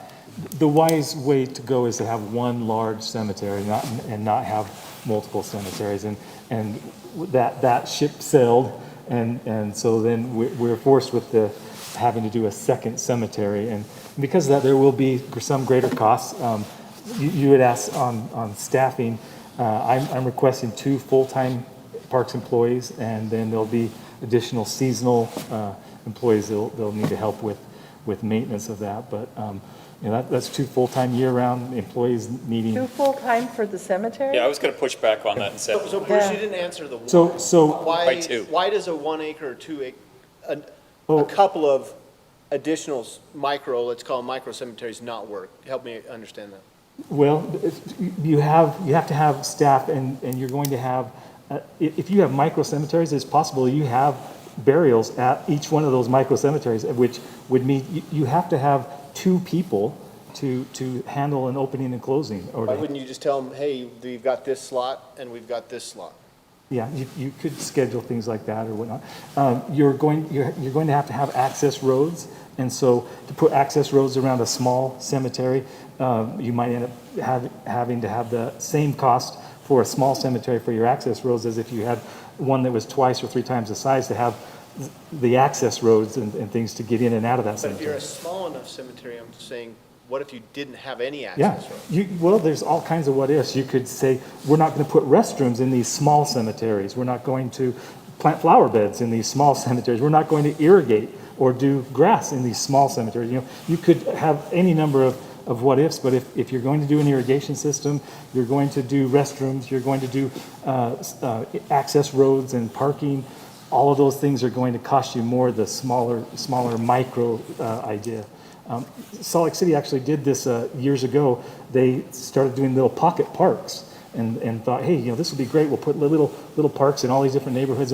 And the cost of managing and maintaining those parks was so high, they realized they had made a terrible mistake and said, no, you get a lot more bang for your buck if you do regional parks, large, big parks that people can go to rather than trying to maintain and operate these little small parks.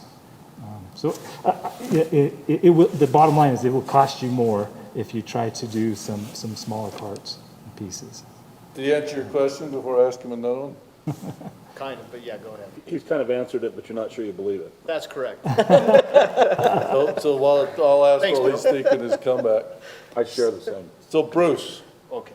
we know the existing cemetery, that we can't go double depth.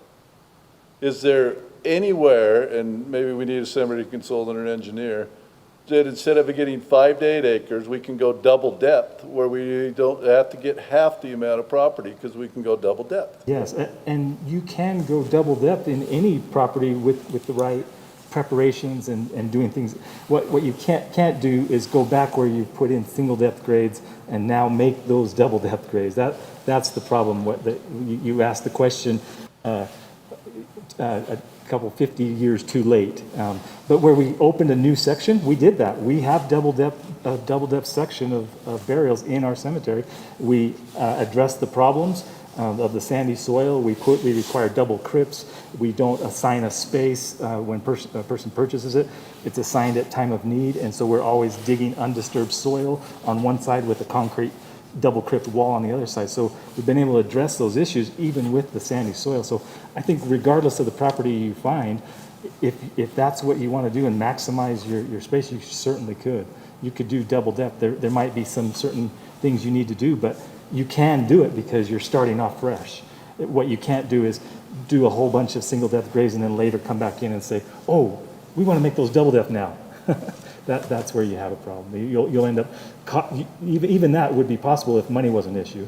You could exhume all of those graves, dig them deeper, set the remains of those people and put them all back down in deeper, and then put another vault on top. Don't be digging me up either, Bruce. Don't be sprinkling anybody on me. So anyway, Digging me that's certainly something you definitely should consider on whatever property that you end up approaching and deciding on purchasing.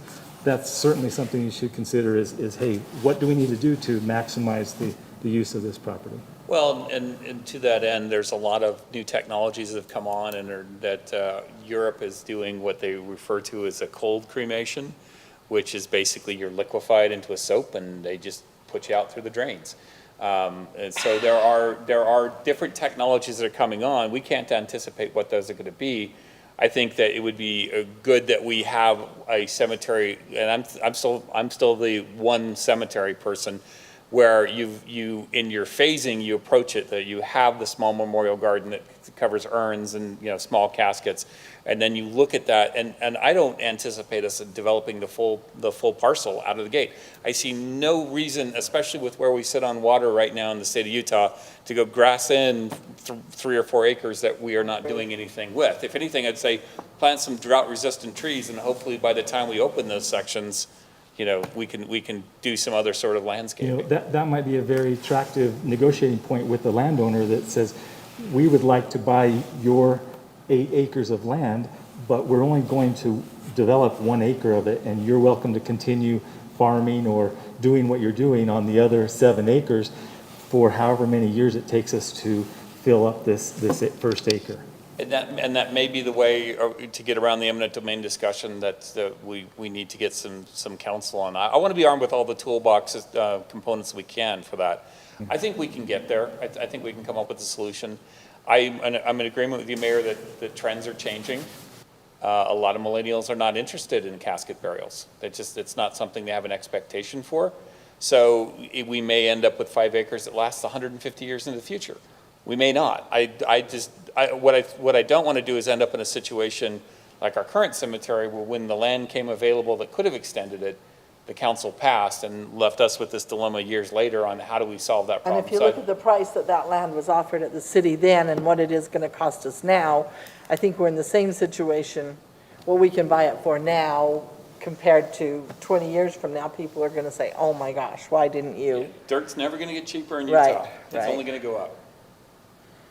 So, yeah, I'm for getting started on it and see what we can find out, and we'll argue about how many employees it takes later. So I guess what I really need to help understand with the new council members, because I don't want to feel like you're getting run over by us who've been, we've been doing this since, when did that first, it was like 2 years into our first term that somebody came to us and said I couldn't, they had learned when they called, the mortuary called Centerville City and they were told nothing was available. So we've been on this for a while, but we want to bring you up to speed as quick as possible, if not to share the viewpoint, but at least, to where you feel that it's a participative decision. But how do we do that quickly? Because I want to give you all 6 years worth of knowledge on that. I'm ready to move quickly. I just want to make sure, and I think we're all kind of saying the same thing. We're for a cemetery. We just want to see specific parcels and know specific information about those parcels.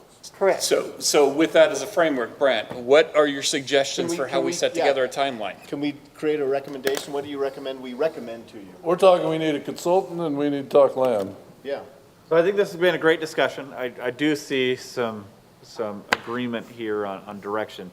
The big thing for me is just recognizing the understanding of not being paid off in 10 years. If there's an understanding this could be a life of the 25 years, what I don't want to do is have residents believe that all the revenues are going to go towards paying off this debt when or at least staff, the understanding is it's going to be paying off at operational costs. So I asked Nate just to put in the spreadsheet real quick, increasing burial from 600 to 1,500 and what that does.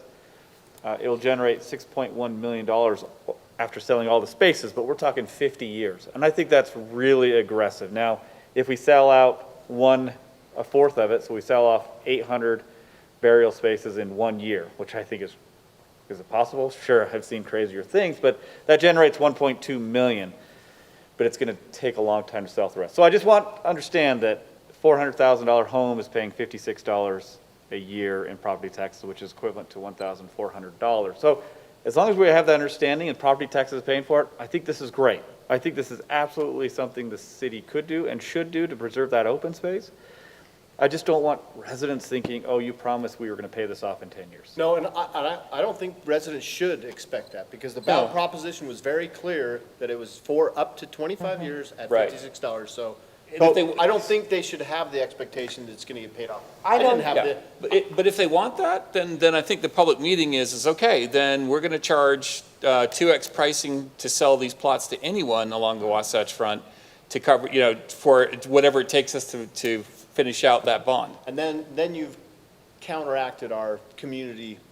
Exactly. So I don't think the community actually agrees with that. So let me throw out something for consideration, because my main concern is as I continue to watch interest rates, what the Fed's doing, what energy, basically the entire market tells me, you know, the money that isn't burning a hole in our pockets slowly eroding anyway. Would we be comfortable in setting a date for when the council wants to make a decision for property acquisition, go, no go? So I'm going to that next step. I just wanted to preface my. Okay. So what I have a list of, I believe, 7 consultants Kevin shared with me.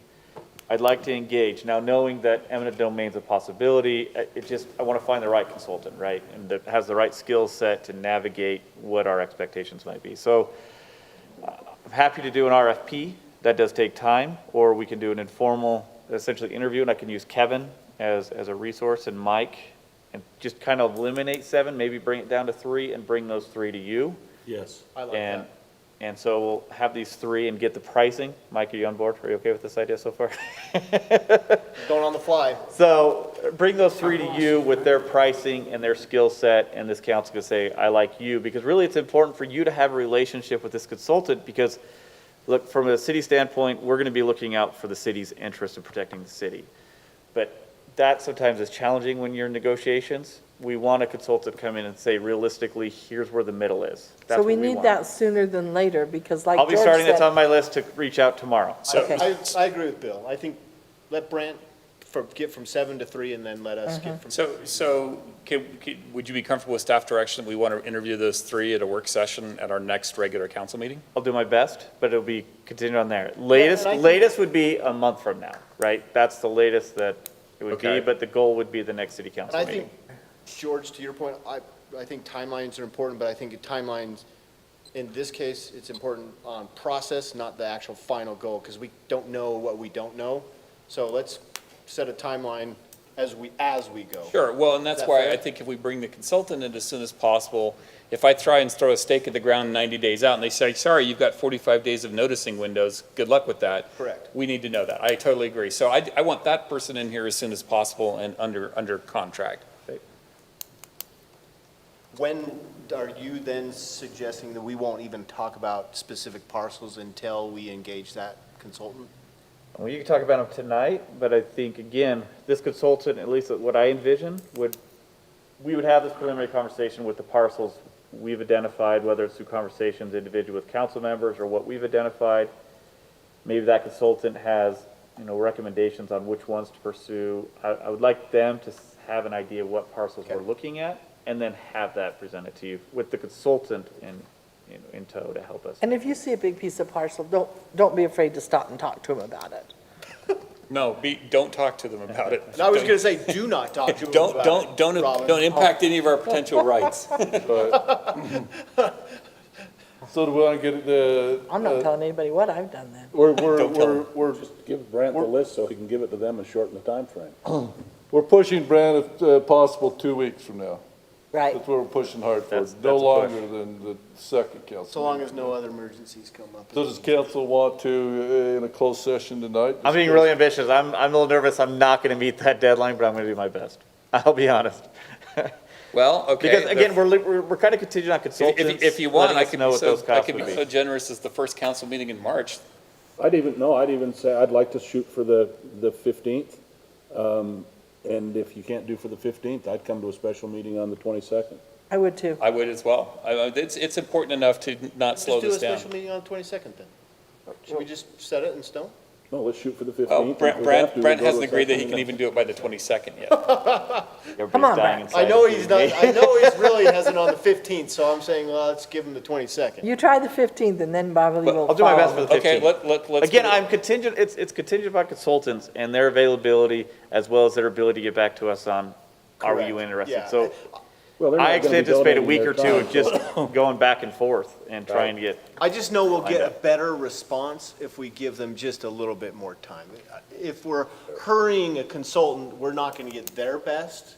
So I don't think we want them to do their best, but if we push a date on them, we're imposing our assumptions on what may or may not be a good I don't know. outcome. I don't think it's any different than RFPs. I throw them out. There's a window of opportunity, and if they're interested in the business, they'll get back to us.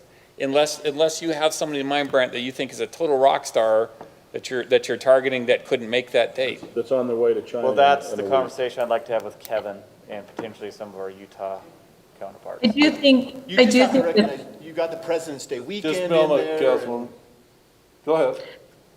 I was just going to say that I think that this sector is a sector that is incredibly bombarded right now. So if we need to give them extra time, I mean, we do want the best. The best are busy. So I think it's important that we get somebody that's going to do a good job. And if we need to give them just a couple more weeks to make that happen, that's what I would be more comfortable with. I'll do my best to get as quickly as possible. I get the urgency. 1 second, Brent. You got President's Day weekend, that same, in that time frame. In that time frame, so. Well, I think it's fine. Brant can do whatever he could do, whether it's the 15th, whether it's the 22nd. He knows that we'd like it as soon as possible, and so he'll do what. Part of it is because I won't be here on the 15th. Oh, there you go. Well, then why don't we? Most of it is actually, not part of it. How about we do this? Why don't we just go with, Brand, if you can tell us on the 15th if we need to notice for the 22nd, or if that date's not going to happen? Because obviously we want it to happen soon, Right. but I don't want to set up a council meeting for the 22nd unless we're sure you've got somebody. Okay, I'll work on that. Thank you. So the question comes in, do you just want Brent to pursue that right now, or do we want to talk about parcels at a closed session? Do we want to? Well, we can't really do anything with the parcels till we get the person that's going to go out and. I think you want this person engaged in those conversations. Okay. Yeah, let's let them help us with the engagement rules, and then we can go to the parcels. Yeah. Okay. Anything else on it that we're missing from today? Well, no, I'm just putting in the plug because Brant, you said you were working on a proposal for niche walls up at Freedom Hills for veterans. Is that still on the plans? It's going to be for the budget for the next fiscal year. Okay, great.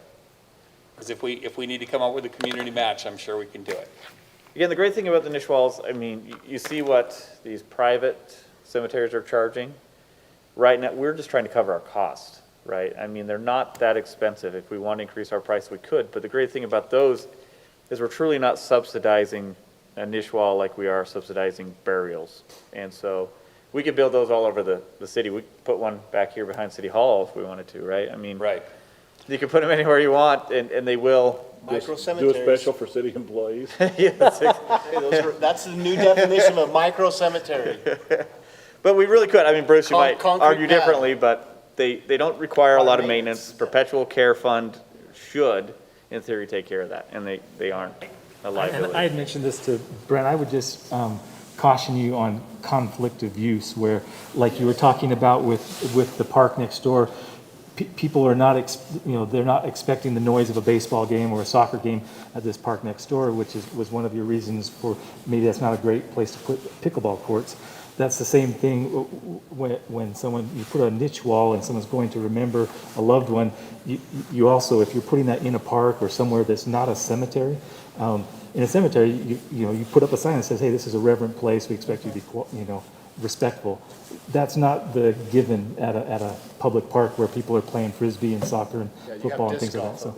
So there may be a memorial service going on, a dedication, a prayer. At the same time, there's a family reunion or a birthday party. And so I would caution you against mixed uses in the same parking lot. So you don't like Freedom Hills? I think you do a veterans memorial niche wall at the cemetery. We have room for it. It's a beautiful place.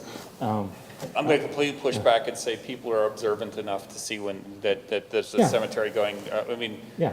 if you've ever visited New Orleans, there's always an interment going on while cemetery tours are taking place, and 99% of people are like, oh, yeah, that's I'm not going to go take photos or stand there. That's an interment happening.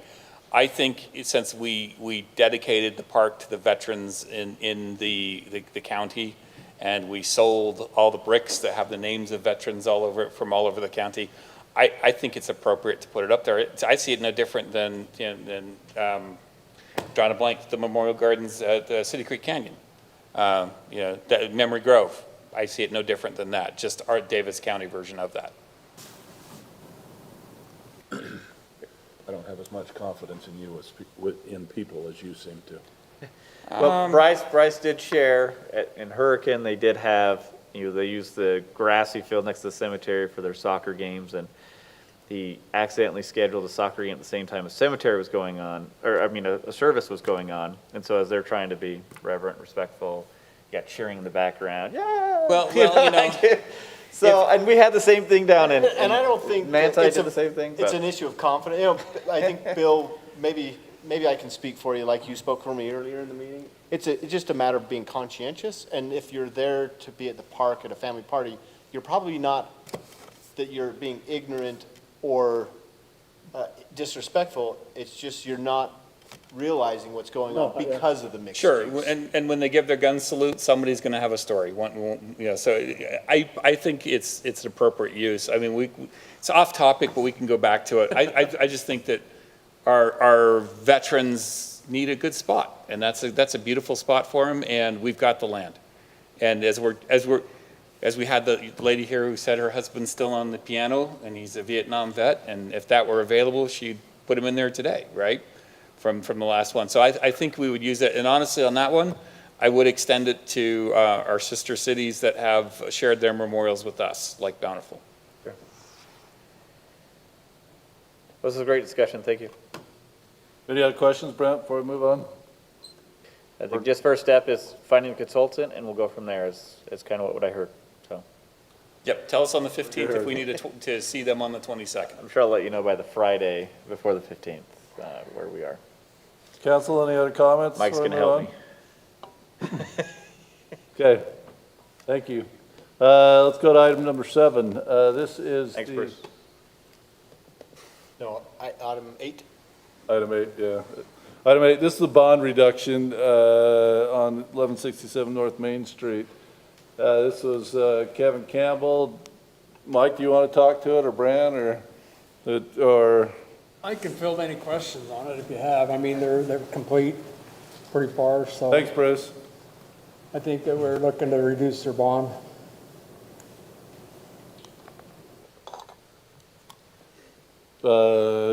Anything more on it than that? No reason not to, from your perspective? Lisa's not with us any longer. Lisa's there. He's on there. I'm still here. Sounds like we won't get. Do we have any concerns that we need to know about?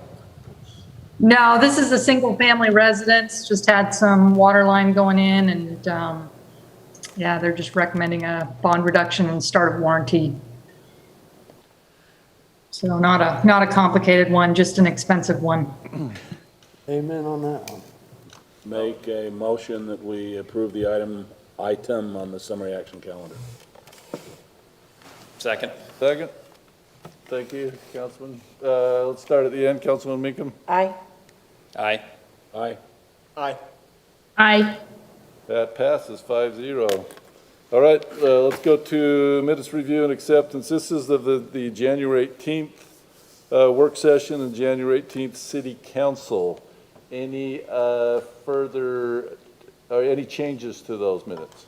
Motion to accept the minutes as recorded. Second. We have a motion and a second. All in favor, aye? Aye. Opposed? Okay, that's unanimous. Let's go to city council report. Councilman McEwen, you have anything for us? Yes, I do. Great. You know, I love to talk about mosquitoes. Hey, as we head into the new season, just like everybody else, and Bruce is not here, so I can campaign for the same people. They are always short on personnel. We have worked to adjust their wages so they're competitive. You know, their starting wages are now competitive with other governmental entities needing seasonal employees. And of course, if you know anyone, send them on to Gary Hatch. He lives in our community. He's the district manager for the mosquito abatement district. And I'd like to see him get a full crew. One of the reasons there's multiple reasons why we had more mosquitoes. Some of it's weather, and some of it is we just didn't have the crews. We just physically could not field enough people. And by the time we refilled the crews, it was too late in the season for some of that activity. So as we get into the spring, if you know anyone who's interested in summer work, please send them that direction. They actually have work that starts very early in the spring. They have what they call the tree hole mosquito program, where they go through, and there's a specific one that lives like in the notches in trees or in tree holes. And so they start very early in the spring. If you go through Bountiful, you'll see blue dots on the trees. Those are identified trees where they need to treat. So if you've got a resume, send it over to Gary Hatch. I'd love to have some candidates. So that's my big push for the district. I would like to see us going into the season fully staffed all the way. When is spring? March 1? Basically, anything just from the mosquito season is when the temperature's over 55, they're flying. So but they try and get the crews on before that. So really, yeah, March, April timeframe, they're looking to staff up for the summer. But they start that tree hole program again just as soon as it's over 55. Consistently, that program's running. So if you know anyone in the city that wants to, they have a couple crews. They have a biking crew that literally get on bikes and they drop tablets in the storm drains and do some treatments throughout the entire county. So if there's somebody who wants to join the biking crew and stay really fit, they do that. They have foggers. They have all kinds of different capabilities that they're always looking for staff for. And other than that, I have not done anything yet with the Whitaker Museum Board, so I need to meet with them, and then I'll report on that next time. Any questions? Whitaker Museum Board didn't meet this month, so they plan on meeting next month. Well, good. That means I didn't miss it. So. Right. Thank you. Or sorry, today's February. They didn't meet last month. They plan on meeting this month. There we go. I wasn't going to hold you to that. We knew. I didn't know. If you hadn't mentioned it, I wouldn't have figured that out until I was in. Thank you, Councilman McEwen. Okay, Mayor's report. I reported on the legislative day with the youth council when they were here. So that was one item that I was going to report on that I've reported on. The 4th of July committee is looking for volunteers. I think that one of you has given me a name, so if you have some people that want to help with our city celebration. At our most recent COG meeting, most of the COG meeting was spent welcoming new mayors and assigning to various committees within COG. But there was one presentation at the end from Safe Harbor, that's a shelter in Kaysville for battered women. They have lost some valuable state funding, and there wasn't any vote taken, but they were kindly asking for $10,000 from an annual contribution from each city and more from the county to make up for that lost funding. So I can get more information on that if that's something that wants to be considered in our budget discussions coming up. Do we know why they lost their state funding? I mean, was it because they weren't meeting criteria? Or? They said that it was just that grant funding was lost. It wasn't because their care went down or anything. That's what they said. But I could gather more information. I was just curious. It would obviously priority shift and everything is about homelessness, and so maybe that didn't make the grade this time. Mayor, did they say how many individuals from our community participated there? That's one of the big discussions we had, that most of the individuals come from 3 or 4 cities, which is not our city, that we're not one of them. And so there was discussion right at the very end of maybe coming back to a further meeting and allocating different amounts, that they would love to have from contributions from cities, but our city was not a city that sends people there. Are we aware of other battered women's centers that are southern Davis County? I don't believe there is one, from what I know. Wonder if we ought to, since you're working on a newsletter, consider reporting something like that in the newsletter and saying that if there are people in the community who are in a position and willing to help make up that funding, we would really appreciate volunteers. I also think it's a bumper crop year at the state legislature. I would be happy if the city wanted to do a resolution with other Davis County cities saying restore the funding and to create a new grant or allocation, because it is a necessary service. I've worked with people who've had to use those services, and there is no replacement in the community, and it's not something you should underfund. There's a pretty amazing dynamic that takes place when those services are activated. Where is this one located? Safe Harbor is up in Kaysville. Don't we have one in Farmington? I'm aware of. Not that I'm aware of. No, I don't think so. Yeah, it's the only one in Davis County. But if that's something we can do during the legislative session, I'm happy to get together to vote a special resolution in anytime we want to do that. I think that's a great idea. I'm hesitant to announce it in the newsletter as far as fundraising with the nonprofit. That's not something we've done in the past. But as far as what Councilor McEwen is saying, I think that's great. I think we should take a position and inquire, well, we need to find out why the state cut off the grant funding. And can we do a campaign to help restore it? Even though our residents may not be participating, we definitely want to make sure the resource is available. Would you like the director, I'm sorry, I forget her name right now. I've talked to her multiple times, maybe you got an email. She said she was willing to come to any city to talk about. Mayor, you and I maybe have an offline conversation with her and just get a little bit more information. Okay. By the time we get her here, the legislative session's going to be over by the time we could do anything. Right, something like that. So if Yeah. you and Brant could talk to her and then maybe talk to other cities. Yeah, and even if it's a joint resolution signed by the collective councils from Davis County, that would be great. I think that's where the COG steps in, that could help. Right. Yeah, the problem is if you wait till your next COG meeting, the session's almost over. And it'll get lost in the mishmash at the end. Yeah, we're 3 weeks out on the next. Yeah, it's too late. Budget will be baked by then. I mean, there's always I was just last saying, minute COG shenanigans with I'm COG sorry, is we're not- two weeks out on the next COG meeting, but still, that's That's out still there. cutting it close. Yeah. We can make that, with that call with her then. Okay. Okay. Interestingly, to Robin's point, if you Google search Safe Harbor, it gives a Farmington address, but it's a P.O. box in Kaysville as their mailing address. So I think probably for privacy reasons. They don't They announce. probably don't, yeah. Correct. Yeah. That's a good idea, having a different city. It may not be in Farmington. Then the last thing, Station bar. there's more on that? Nope. I sent you some resumes or volunteer forms. There's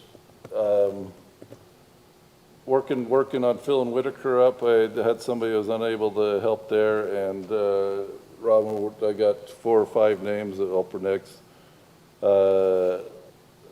bring forth next meeting. But for the time being, what I sent to you, I was proposing the name of Dan Ditto for Planning Commission, Adam Alba for Parks and Rec, and Martin Dorrance for Tree Board. And I sent the information out about a week ago to each one of you on those.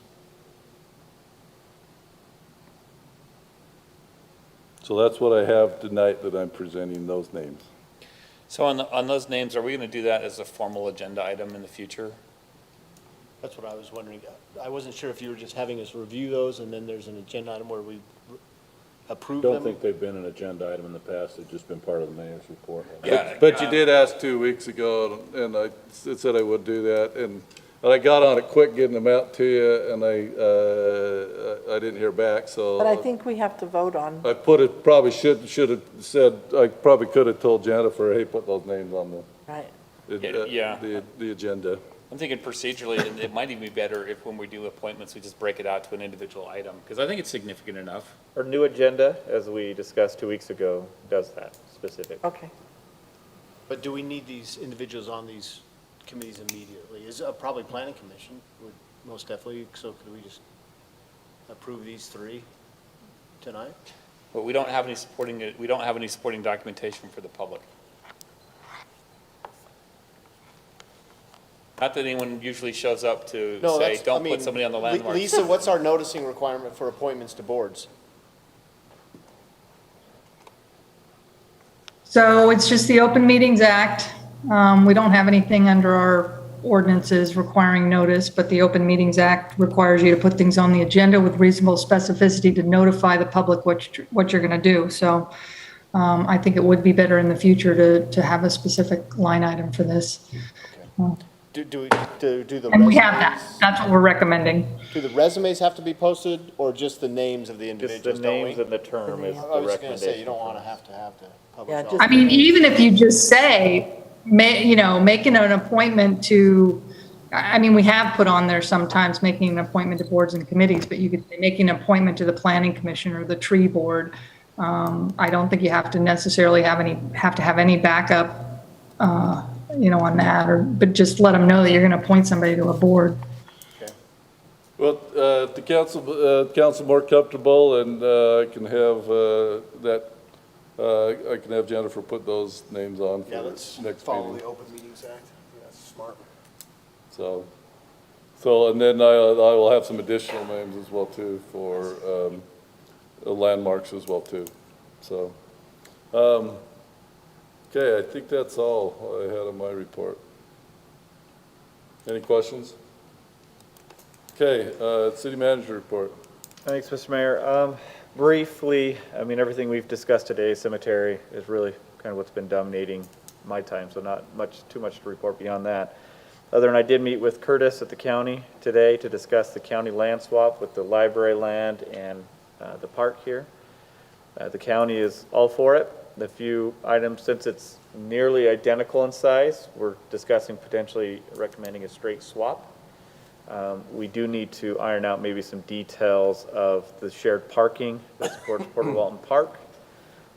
We discussed possibly the idea of a first right of refusal if the county ever does sell the land, that we want to make sure we're first in line to either agree to buy or move on from it. So there's some little things we're going to work out, but that'll be coming in a future meeting. Second, COVID. We're doing a pretty good job staying safe here. We do still have 10% of our staff out right now with positive tests, but I think I applaud staff for continuing to take safety measures to stay safe, right, Mike? I think we're doing a great job. Of course, our two that we're really concerned about is Public Works and Police, making sure we have staff and our operations are not interrupted. I understand we've got a problem with the crossing guards too. We've had a couple of crossing guards out. I don't know, I haven't heard from Chief a report on how they're solving that, if they're finding substitutes or police officers stepping in. I don't know, Councilor Meekum, if you have any insight on With that. substitutes, we got him covered fairly well. We had 4 crossing guards with. Well, but publicly, I want to state my appreciation of those substitutes willing to step up. I think that's great, so I appreciate them. If not, you'll be there. Yeah, that's right. Or Mike. The governor did just sign an executive order National allowing Guard. state employees to participate in the community for schools, so. Right. There we go. Some of those. We could have some highly paid state employees doing crossing guard work, right? When you find one of those, Hey, let me know. George, maybe you've got time. Hey, I can take a call. Zoom in one hand, sign in the other, sure. Just go, you'll be all right. Distracted. Also, I had a good meeting. Rob Sant and I met with Young Power Sports, or Young Automotive Group, regarding the development on the south end. And so in our RDA, there'll be a development agreement coming forward with Young Automotive Group. Everything's still looking positive. The project has now turned into a $30 million project. It used to be a $21 million project. This is probably the largest project they've ever had, so. Tell them to hurry up. I don't want to change the oil in my Can-Am. I want them to do it. Going to be an awesome facility. So It really does look pretty amazing, the conceptuals. we It's met gonna with the be good. county and made our proposal for Waiting for them. Oh, I'm driving it.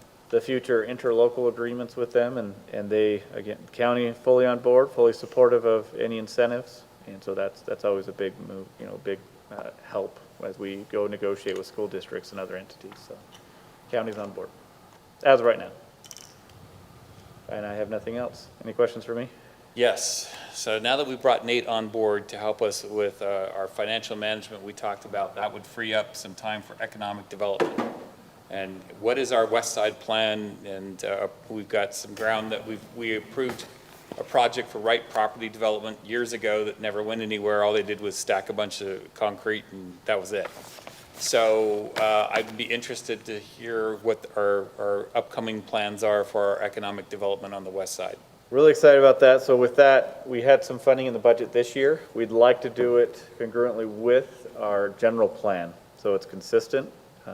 Again, it's kind of a separate piece, but at the same time, there's consultants out there that do a really good job about making those two work together. And I would like to propose we look at a branding effort, a rebranding effort for Centerville at the same time. So, When do we hear, there was a potential grant to assist us in the general plan. Was that March? March is when we'll hear. So that's kind of, everything's as far as March and our decision whether or not to, even if we are awarded this technical assistance, whether we accept it. But kind of March is our starting point on how we proceed with the general plan, economic development plan, potentially some rebranding, marketing. Jake is attending some Economic Development Institute trainings. Again, really the big focus in economic development is business expansion and retention. Not necessarily trying to bring businesses here, but how do we encourage our businesses to grow? And supply chain type businesses coming to this area to support those existing businesses. Get them employees so they don't leave.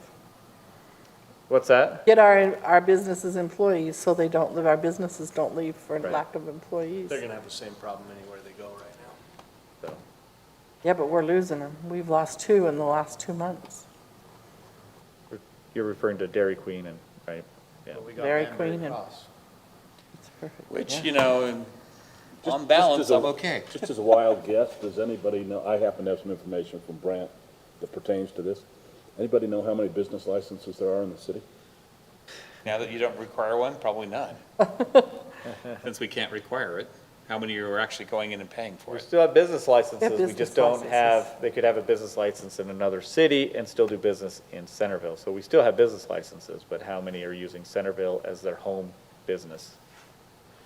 394. Oh, wow. So, That's interesting. Thanks for the list, by the way. you're most welcome. Anything else? Great, thank you very much. Thanks, Brett. Adjourn? I would look for a motion to adjourn. Second. All in favor? Aye. Council Aye. adjourned.